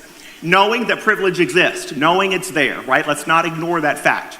I can go knock on doors tomorrow, I can start hitting the street, but this isn't my voice that always has to be heard, it's yours. And knowing that, I would like to know, as a person who is a white person, what can I do that's going to be the most powerful and most impactful that you and your community, our community, could benefit from? Does that make sense? Thank you, brother. Thank you. Thank you, brother. We love you. Thank you. Please, Dr. Gallant or anybody want to, Dr. Osgood, want to take it? You know, thank you for being here and thank you for asking the question. I, have learned over the years, I served on the school board as the only black with some very caring ladies that didn't look like me. And a lot of times, white people want to help, they want to know what to do, but they are afraid to say or do anything. So you can start by talking to people in your circle, other people that look like you, and helping them to understand what privilege is. When we say privilege, it's not a dirty word, it's just the truth. A white woman can go into Macy's at 10 o'clock in the day in a St. John suit and have the privilege of shopping. If I do it, I'm going to get followed around by 3 or 4 people that's thinking I'm there to take some, and I can have on the exact same St. John suit. So just educating people that look like you and helping them better understand that privilege does exist. It doesn't mean that anybody's holding anything against you. It's just a real reality. And then having conversations. So in Faith in Florida, we're doing these listening parties where we're bringing different people together community-wise, whether it's faith-based, whether it's ethnicity, because the more we converse, we see that we have more in common than we have not in common. And when we look at our school districts, they are very, very diverse school districts. So our children get an opportunity every day to benefit from diversity. But as adults, we're afraid of it. And then we try to have conversations with them, and they're actually more prepared than we are, because when they're in school settings, they don't care about any of this stuff. So we can start organizing. I would love to work with you to have, my district is very diverse, to have different people that normally wouldn't talk come together and talk. Many of us are here tonight, and we're going to leave with the people that we came with and go back. We're not going to take the time to get to know somebody new or to connect with somebody new. So those are some of the things that you could help us with. And I'm interested, in a group of doing a listening party, particularly with a group of white guys that feel like they need guns right now. So if you can help me accomplish that, I would really appreciate it. There we go. I love it. I love it. And we're going to thank you so much, Dr. Osgood. Thank you again for your question. We're going to speak up a little bit. Can you please ask your question? And the next question I'll ask is going to be from the QR codes. Please. Hey, good evening. My name is Macarena Iglesias, and I am a community organizer. I've worked several campaign cycles, and I'm the co-founder of the Miami-Dade Democratic Public Education Caucus, which did not exist And this is where's my ask for everybody.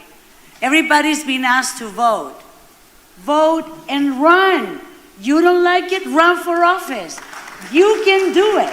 You know, people who are senators, representatives, you know, they were not dropped from heaven. Any of you can do it. If you have something to say, do it. If you have something that needs doing, get it done. So, I do have a question. But before my question, I want to quote Emma Watson. No, I want to quote Emma Watson and say, if not me, who? If not now, when? Okay? Thank you so much. All right, I yeah. really And appreciate the it. question is this. It is very short. Let's not be selfishness and apathy is something we need to overcome. Okay, for Dr. Gallen and everyone, the distinguished guests, how can we make sure teachers are teaching fact-based information when supplemental instructional materials from extremists like PragerU are allowed to provide false information and historical inaccurate materials to teachers?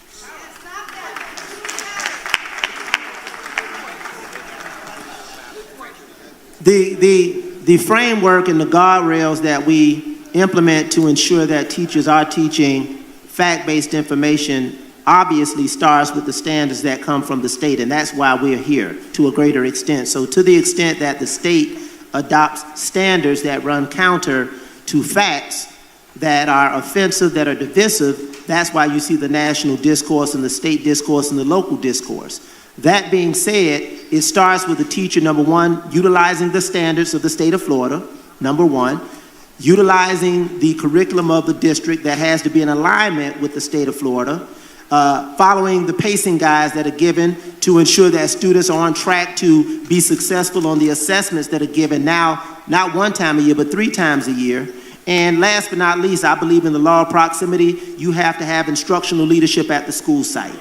What gets monitored gets done. We inspect what we expect. So we have to have principals at the school site following lesson plans, observing instruction, and again, parents having to be fully engaged with that information that's coming home to their children. And we do have parents who are active, who are demand parents. And my point on that particular issue is not one iteration in terms of what we have to do. It's the home, the school, and what we see today is the church. And that's what always has gotten things done. But those are the guardrails from the state to the district to the school to the classroom.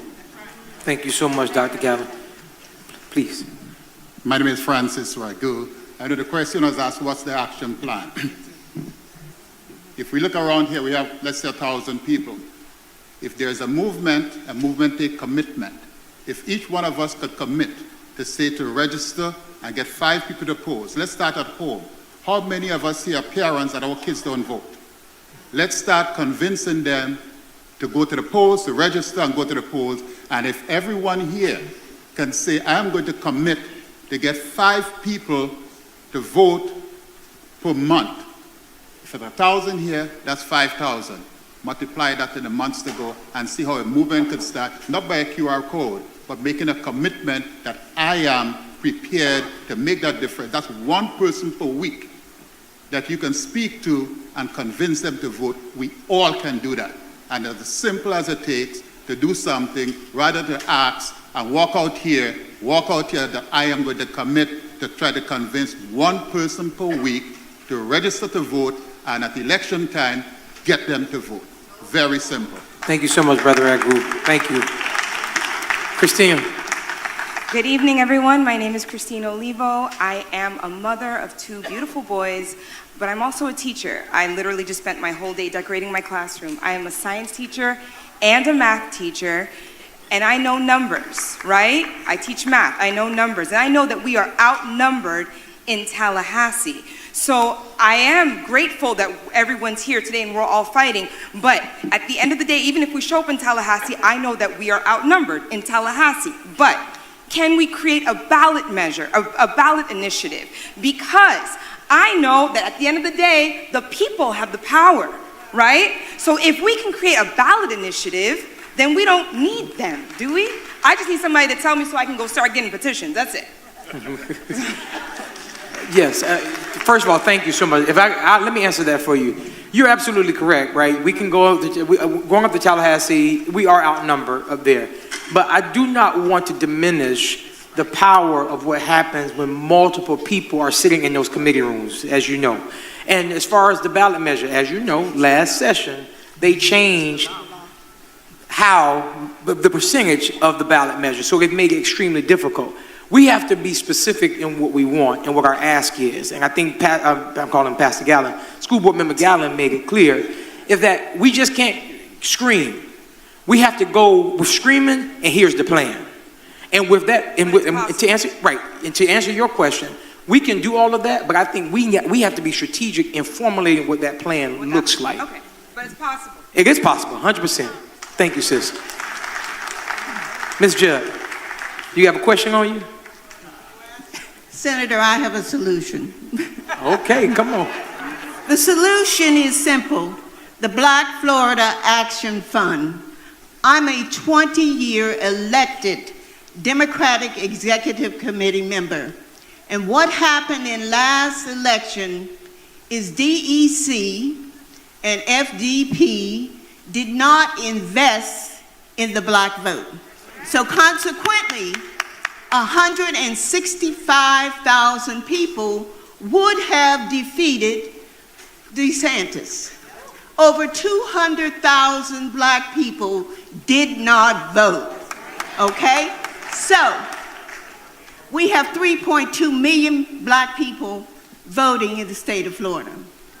In District 24, right here in Miami Gardens, we have over 100,000 black people voting.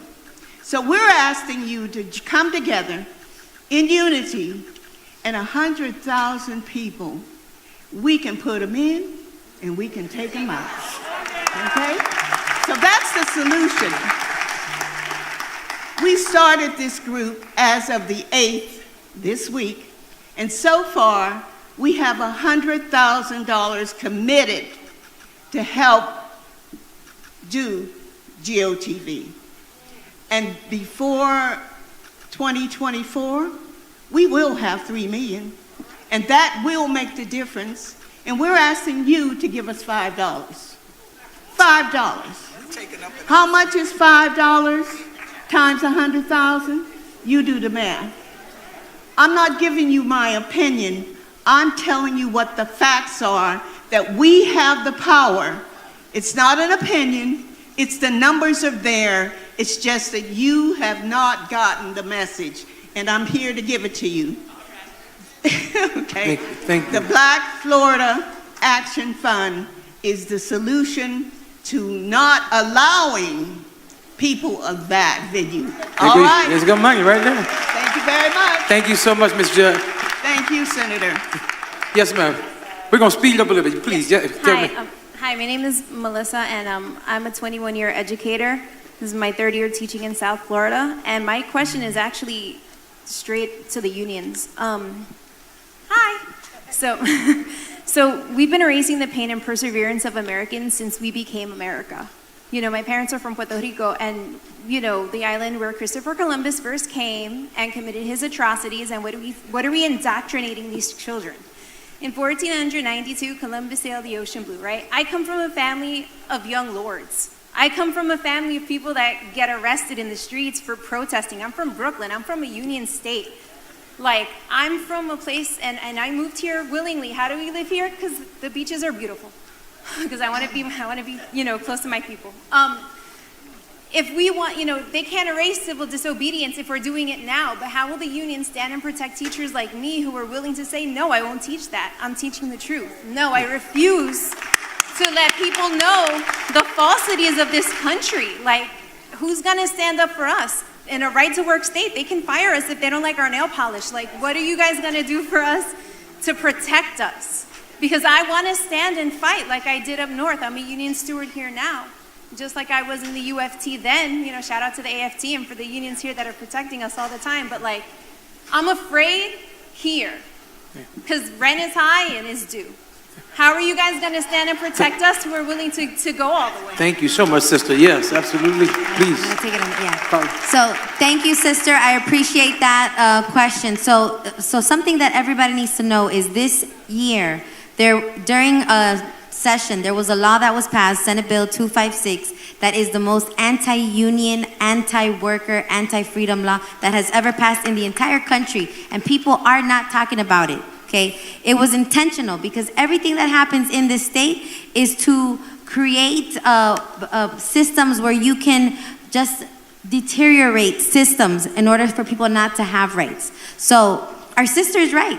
She's concerned because right now there is an attack on unions and on public education. The first thing I need you all to do is make sure that people understand that they need to belong to their union. They need to convert. They need to make sure that they are signing up, that they are showing up. Second part is that we are the ones on the front line. We are the last defense because we're calling it out. I'm here for a reason. I am here for a reason to say that teachers want to teach with truth and authenticity, and they want to make sure that parents have their back because that is what we want to do. We want children to learn, and we want teachers to teach. And there are organizations like FED, who represents the American Federation of Teachers, the National Education Association, President Andrew Spar, who's here from the Florida Education Association.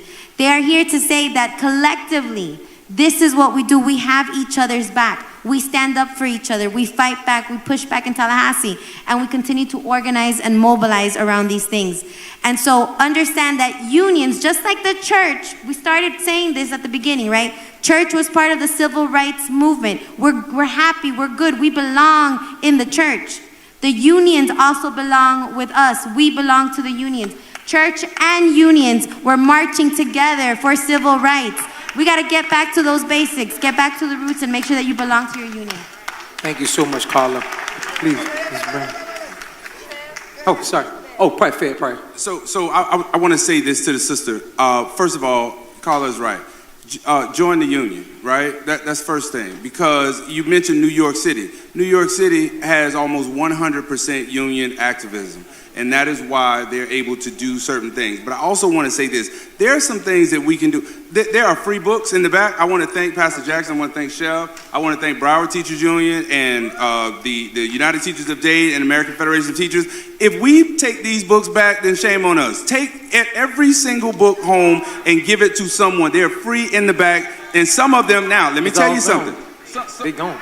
They all gone. They all gone? All gone. I'm preaching to the choir. I got 2 here. I'm going to give them away. Listen. So the last thing that I want to say, how many people in this audience went to public school? Woo. Okay, so put your hands down. So public school still works. How many teachers in the audience? So these teachers need your help. The AFT is going to defend any teacher that teaches honest history and comprehensive history in our schools. But these teachers are going to need your help. School starts next week. School starts next week. So what can you do? What can you do? You can adopt a teacher, adopt a classroom. You know, and so listen, Chef, I gotta get this point. The last thing I'm gonna say, I'm a high school band director. In this area, there used to be 3 or 4 high schools that had 300 kids in the band, 250 kids in the band. We don't have bad band directors and we don't have bad kids. We got a system that is defunding education. Don't get this twisted. Manny Diaz is a part of the problem, but Ron DeSantis' agenda is all over Florida.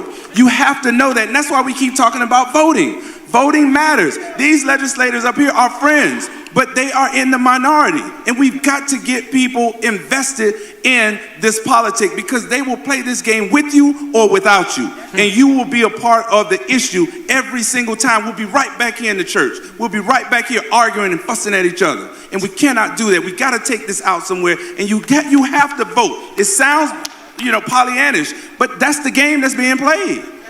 Yeah. Thank you so much, Brother Fed. Ms. Brown, please, you have a question on you. Good evening. My name is Denise Brown. I'm a Live Free organizer with Faith in Florida. I go around in the community talking to many people.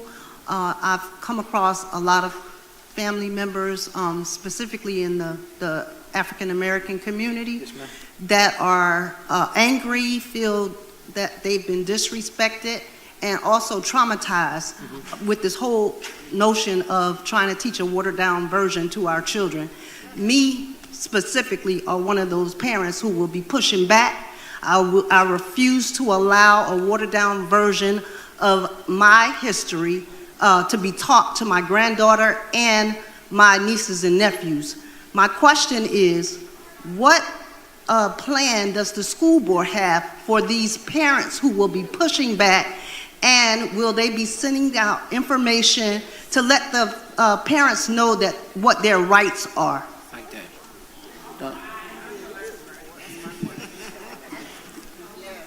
There's been this broad narrative regarding the Parental Bill of Rights. Everybody heard about that?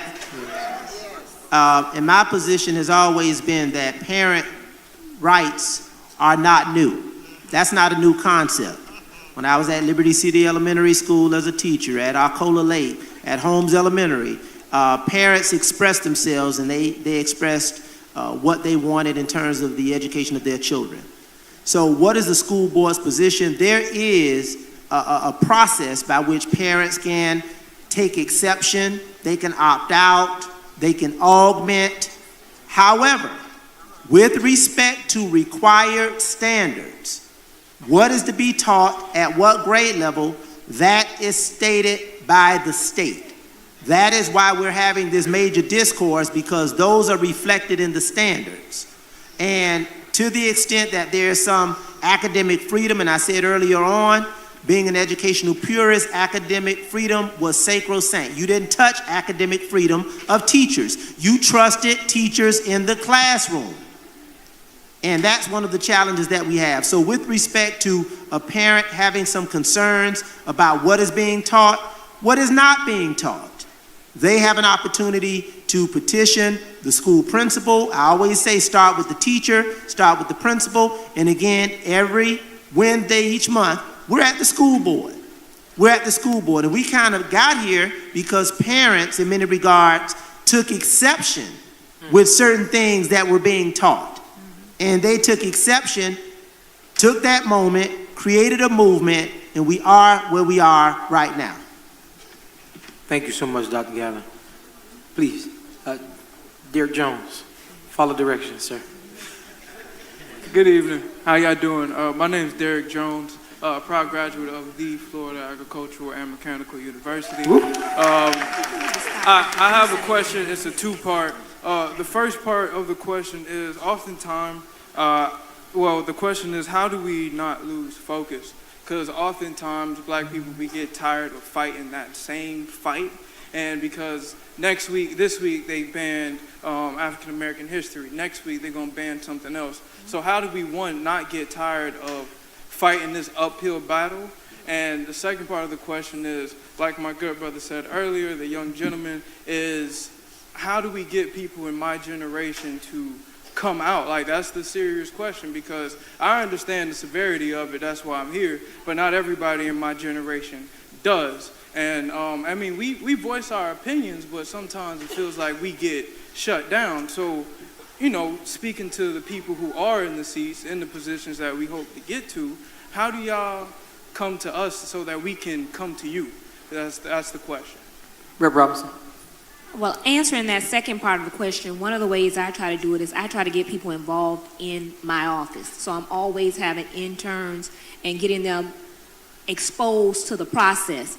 But one of the things, people keep on saying about voting and things like that, I can just go from my experience. When I ran in 2020, I'm a numbers person, I was a math major, so I looked at the numbers. We had more registered Democrats in the state of Florida than we had Republicans in 2020. However, for the last 25 years, they've been in control. And what that told me was that it's not the numbers, so to speak, it's getting people actually to the polls. We keep saying you need to vote, but we're not talking about why people aren't voting. And a lot of times, so I started having that discussion with older people and younger people. And the main thing has been, they don't feel like it matters. They don't see the connection. So what I've been trying to do is educate people on the legislation and the policies that's actually happening there and actually tying it to what's happening on their everyday lives. So property insurance is a really good one. They get that. Rent is another really good one. They get that. we got to start having those conversations and getting people to understand that every single thing that happens in Tallahassee affects your life every day in some way. And because of that, we need a message. Because a lot of times people don't want, people's not going to, the people that need to hear it, the people that you're talking about, the young people, they're not coming to this town hall. So we have to start getting to them in their way. We need to have quick messages. I think what Senator Osgood said about using social media is really good. It works. And so one of the things I've been doing is I say, we have to think of this as Florida's mine. I say this a lot. And if you follow me on Facebook or any of things, Florida's mine. It's yours, it's ours. When people recognize that what is happening in Tallahassee or in your local government, at your school board, any of those places, we own this. And when we don't get out there and vote or get engaged or fight for it, then we're giving it away. And that's what we've been doing. So we have to, one, come up with a nice message that people can relate to, and then start educating them and tying it to their everyday life. And then that's what's going to actually get them out there to vote. So I'm gonna ask you all right now, say it. Florida's mine. Florida's mine. Say it again. Florida's mine. Now we need you all though to keep on saying that. Take it to someone else. Take it to your neighbor next door and get them to recognize that if they don't get engaged in this process, it's only going to get worse. And so one way is, if someone wants to get involved, I mean, they think that being elected sometime is being famous or luxurious. Is not. But I allow people to come in and actually see what's happening. And when they do that, then they have a different thought process about what's happening. Thank you so much, Rep. Robinson. As we go to the last one, please. All right, thank you. My name is Nicole Crooks, and I am the parent of 2 graduates of Miami-Dade County Public Schools. I currently have a senior who attends Miami-Dade County Public Schools.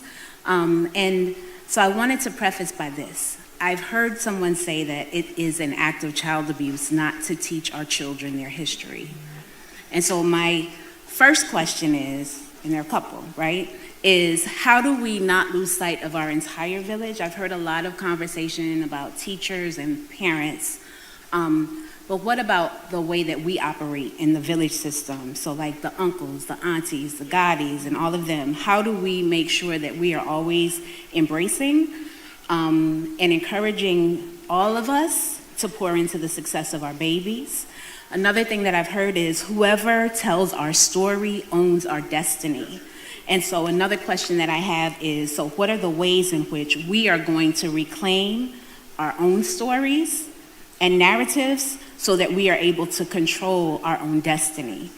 Understanding that at this point, the Mothers of Liberty are a direct descendant of the Daughters of the American Revolution, right? And history has been controlled by both of them, right? So we need to read up on that and recognize what our history is and whose voice we have been listening to it through. Also in Miami, right, we have the historic Overtown Legacy Trek, and we have the historic Hampton House, which are really integral parts of our history here.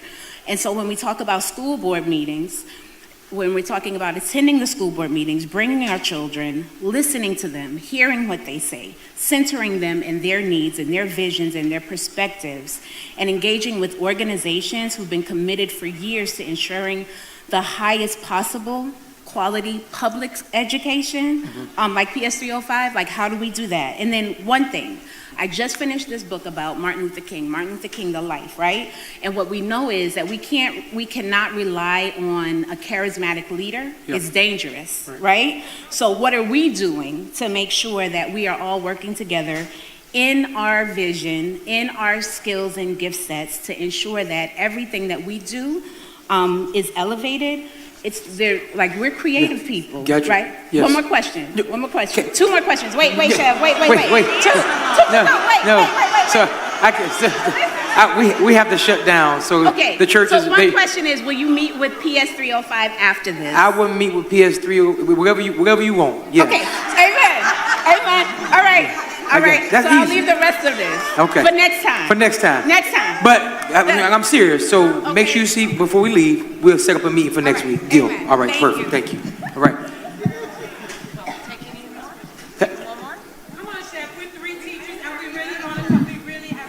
Can y'all ask y'all a question together? Can y'all come ask y'all a question together, please? And please. Huh? Yeah, come on. I mean, let's please go ahead quickly. Let's go ahead and ask you. Can y'all ask collectively because we got to close the church up? Please, we gonna let them speak. Listen. Well, first of all, this is my church, and I'm grateful to my pastor for putting this together. And I've been teaching 22 years, born and raised in Chicago. I am the child of former Black Panthers. So I'm very familiar with Black history. I teach it every day. I am Black history.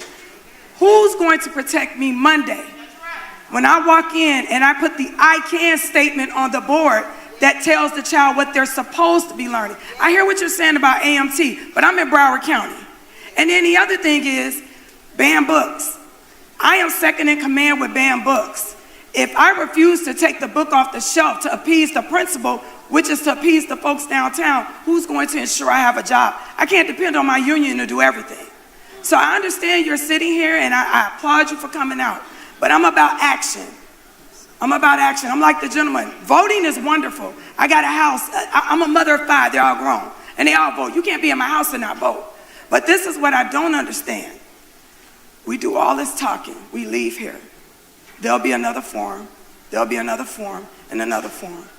We got to do better than that because my pay depends on it. I can't pay rent. I'm working 2 and 3 jobs and teaching your Black history. That's what we should have been talking about as well. And think about it. I just want to tell you, the pipeline to prison, that's what this is about.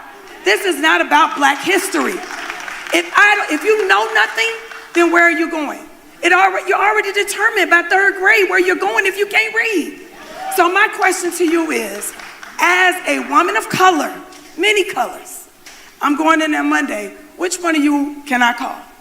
When the principal tells me to get out. That is unacceptable. That's what I want to know. And I don't want to get no voicemail when I call. I want the person, because I know Dr. Osgood. I've been with her in Broward for a long time. So I want to know which one of you can I call and who's going to answer. Since she called my name, I want to say this first of all. I want to say this openly while I have my brother here being a former school board member. If school board members could pay more, they would. On the state level, we continue to take the money away from the local school board that they don't have the resources that they need to pay you properly. That was a part of my transition. And I'm going to go back to what I said earlier. And this is just my thinking as a woman of faith, okay? When we went through the mask mandate, it was very public. The first thing they threatened was what? To hold our paychecks.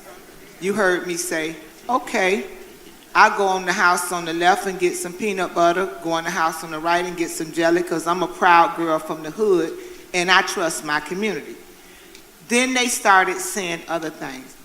This moment in time is going to require courage and faith.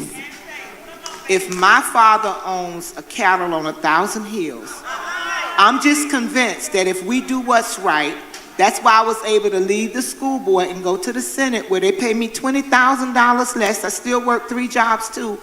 But the kids is more important to me. And I'm willing to make those sacrifices for the kid. You can always call me if you're standing up for what's right, because I do believe that we have some legal recourse. I believe that the Parents' Bill of Rights works for all parents, not just one group. I believe that HB 7 talks about people feeling uncomfortable. When our kids are uncomfortable, we need to get with groups like the NAACP and other groups and file lawsuits ourselves. A lot of this stuff we have to fight in court, but we have to continue to have these conversations and work together. And I want to go back to something because it's in my spirit and I'll be quiet.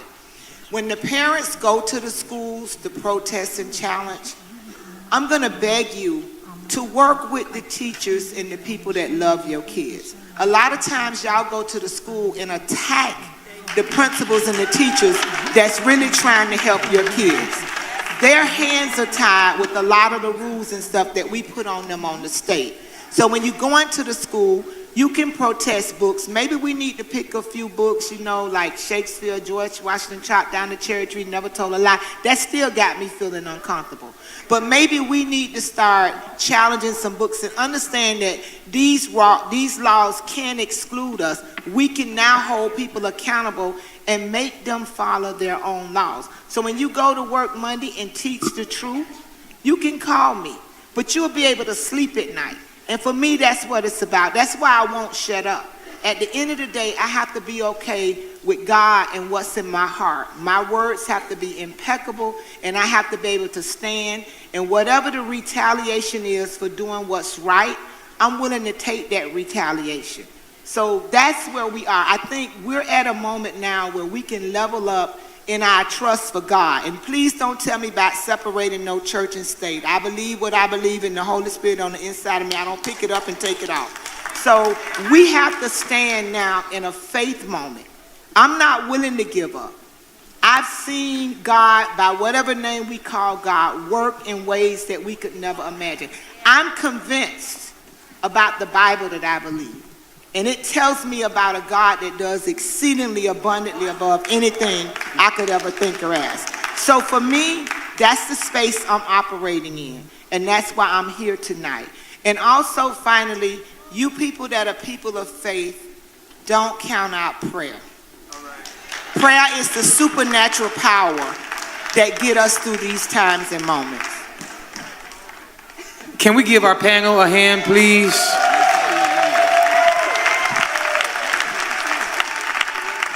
So before we leave, I know we talked about action and some things, and I asked some individuals to come up. They're not going to speak, but I do want to acknowledge I do want to bring Danielle up really quick. You can attach yourself to one of these organizations who are here. We have Danielle Pierre, who is the president of the NAACP, who is here. How do I pronounce your name? Weberline Dorless, who is also here from the NAACP. Just wave your hand so they can meet you all after. To our young people, if you are looking for, and I'm so happy his brother is here. He is doing amazing work across the state, getting Gen Z involved in the voting process. If you want your children involved, please see Jaden.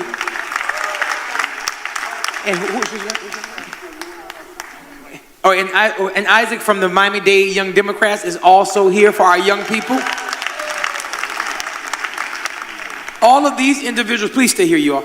All of these individuals up here, how can they follow you on social media? And are you going to hang around for a few minutes so these people can connect? I believe in creating connections and relationships. Dr. Gallen. Twitter at Doc Steve Gallen, multiple Facebook pages, Instagram, TikTok. I got it all, and if all else fails, sgallen3 at dadeschools.net. And if you can't get me again, I'll say you can find me, God willing, on next Wednesday at the school board. My colleague, Luisa Santos, who is here. Board Member Santos, would you just please stand again? You sat through the entire... She lives in Homestead. It's going to take her about an hour to get back home tonight. Just want to recognize you for being here, and all of my colleagues on the school board who stand in support of children. We'll be there, and we look forward to you being a part of that democracy in action. Thank you. Thank you. It's either Rosalind Osgood or Dr. Osgood on Facebook, Instagram, Twitter, and I won't tell y'all my Snapchat handle because that's what I use to spy on our young people. Rep Felicia Robinson on Instagram, Felicia Robinson on Facebook. I can't remember what it is on Twitter, but always accessible. Anyone that's here in Miami Gardens, they probably even have my cell phone number. At Fed Ingram on all social media platforms, at FED Ingram, INGRAM, all social media platforms, and at, excuse me, at AFT Union as well, so you can follow our organization. Thank you. Carla Hernandez Matz, you can find me on all those social media platforms as well. Carla Hernandez Matz. And, if you are interested in volunteering, United Teachers of Dade definitely has opportunities for you to help the community so that we can coalesce with other groups that are doing the good work out there.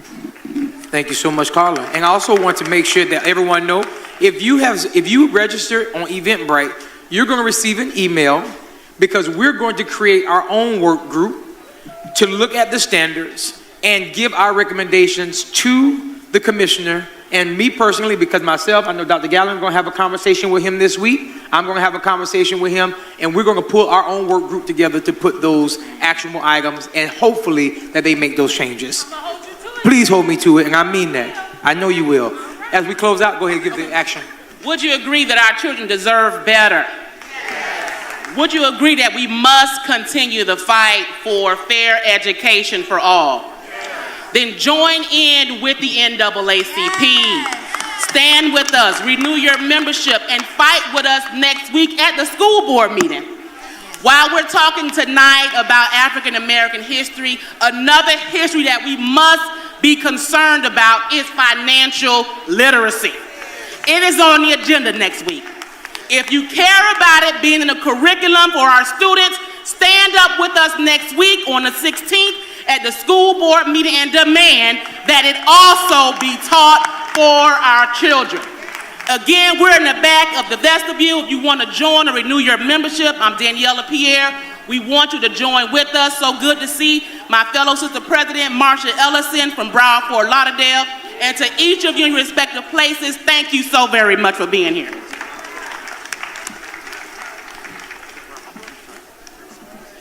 Going to keep this really, really quick. I know we have a lot of teachers here and a lot of students here. If you're a teacher, the best way you can help a student movement in the state is first off, giving representation for your students that want to be Democrats in your high schools. I know we have a very, very tough time in our high schools right now with all the craziness happening, but there's a lot of students that want to create high school Democratic chapters in those schools. Support them, help them create that. If you want to help be a sponsor for that, that's amazing. Second part, for all of our people that have sons, daughters, granddaughters, grandchildren, tell them to get actively involved in the high school and college Democratic caucuses.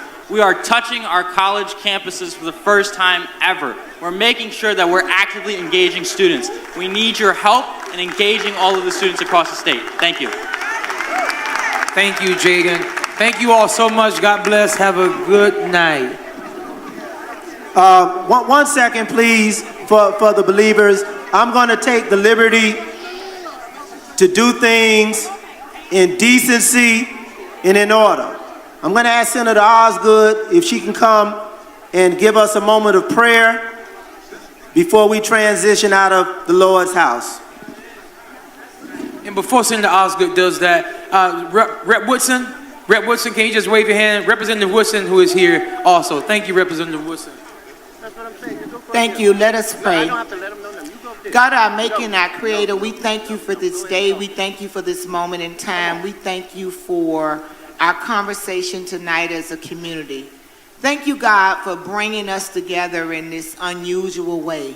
And as we stand in the pains of the moment in time that we live in, where we see systemic racism, we see division, we see politics on a whole nother level that's literally playing with the lives of our kids, we stand in hope tonight, God. We're reminded that our hope is incongruent with current reality.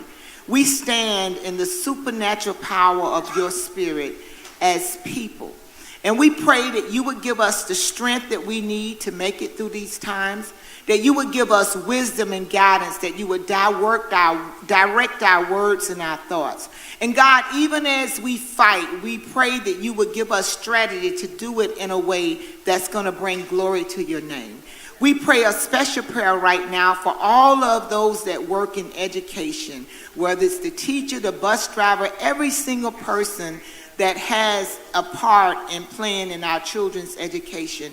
We pray that you would give them courage, you would give them wisdom, you would give them guidance. And then God, we pause a moment to even lift up our governor to you tonight. our Commissioner of Education. And we pray that your will be done and your kingdom come in their lives in a way that you have risen in our lives and changed and transformed our hearts and minds. And we'll be so careful tonight, God, to always give you the praise and glory and honor. We pray this prayer and give thanks. Amen, amen, amen.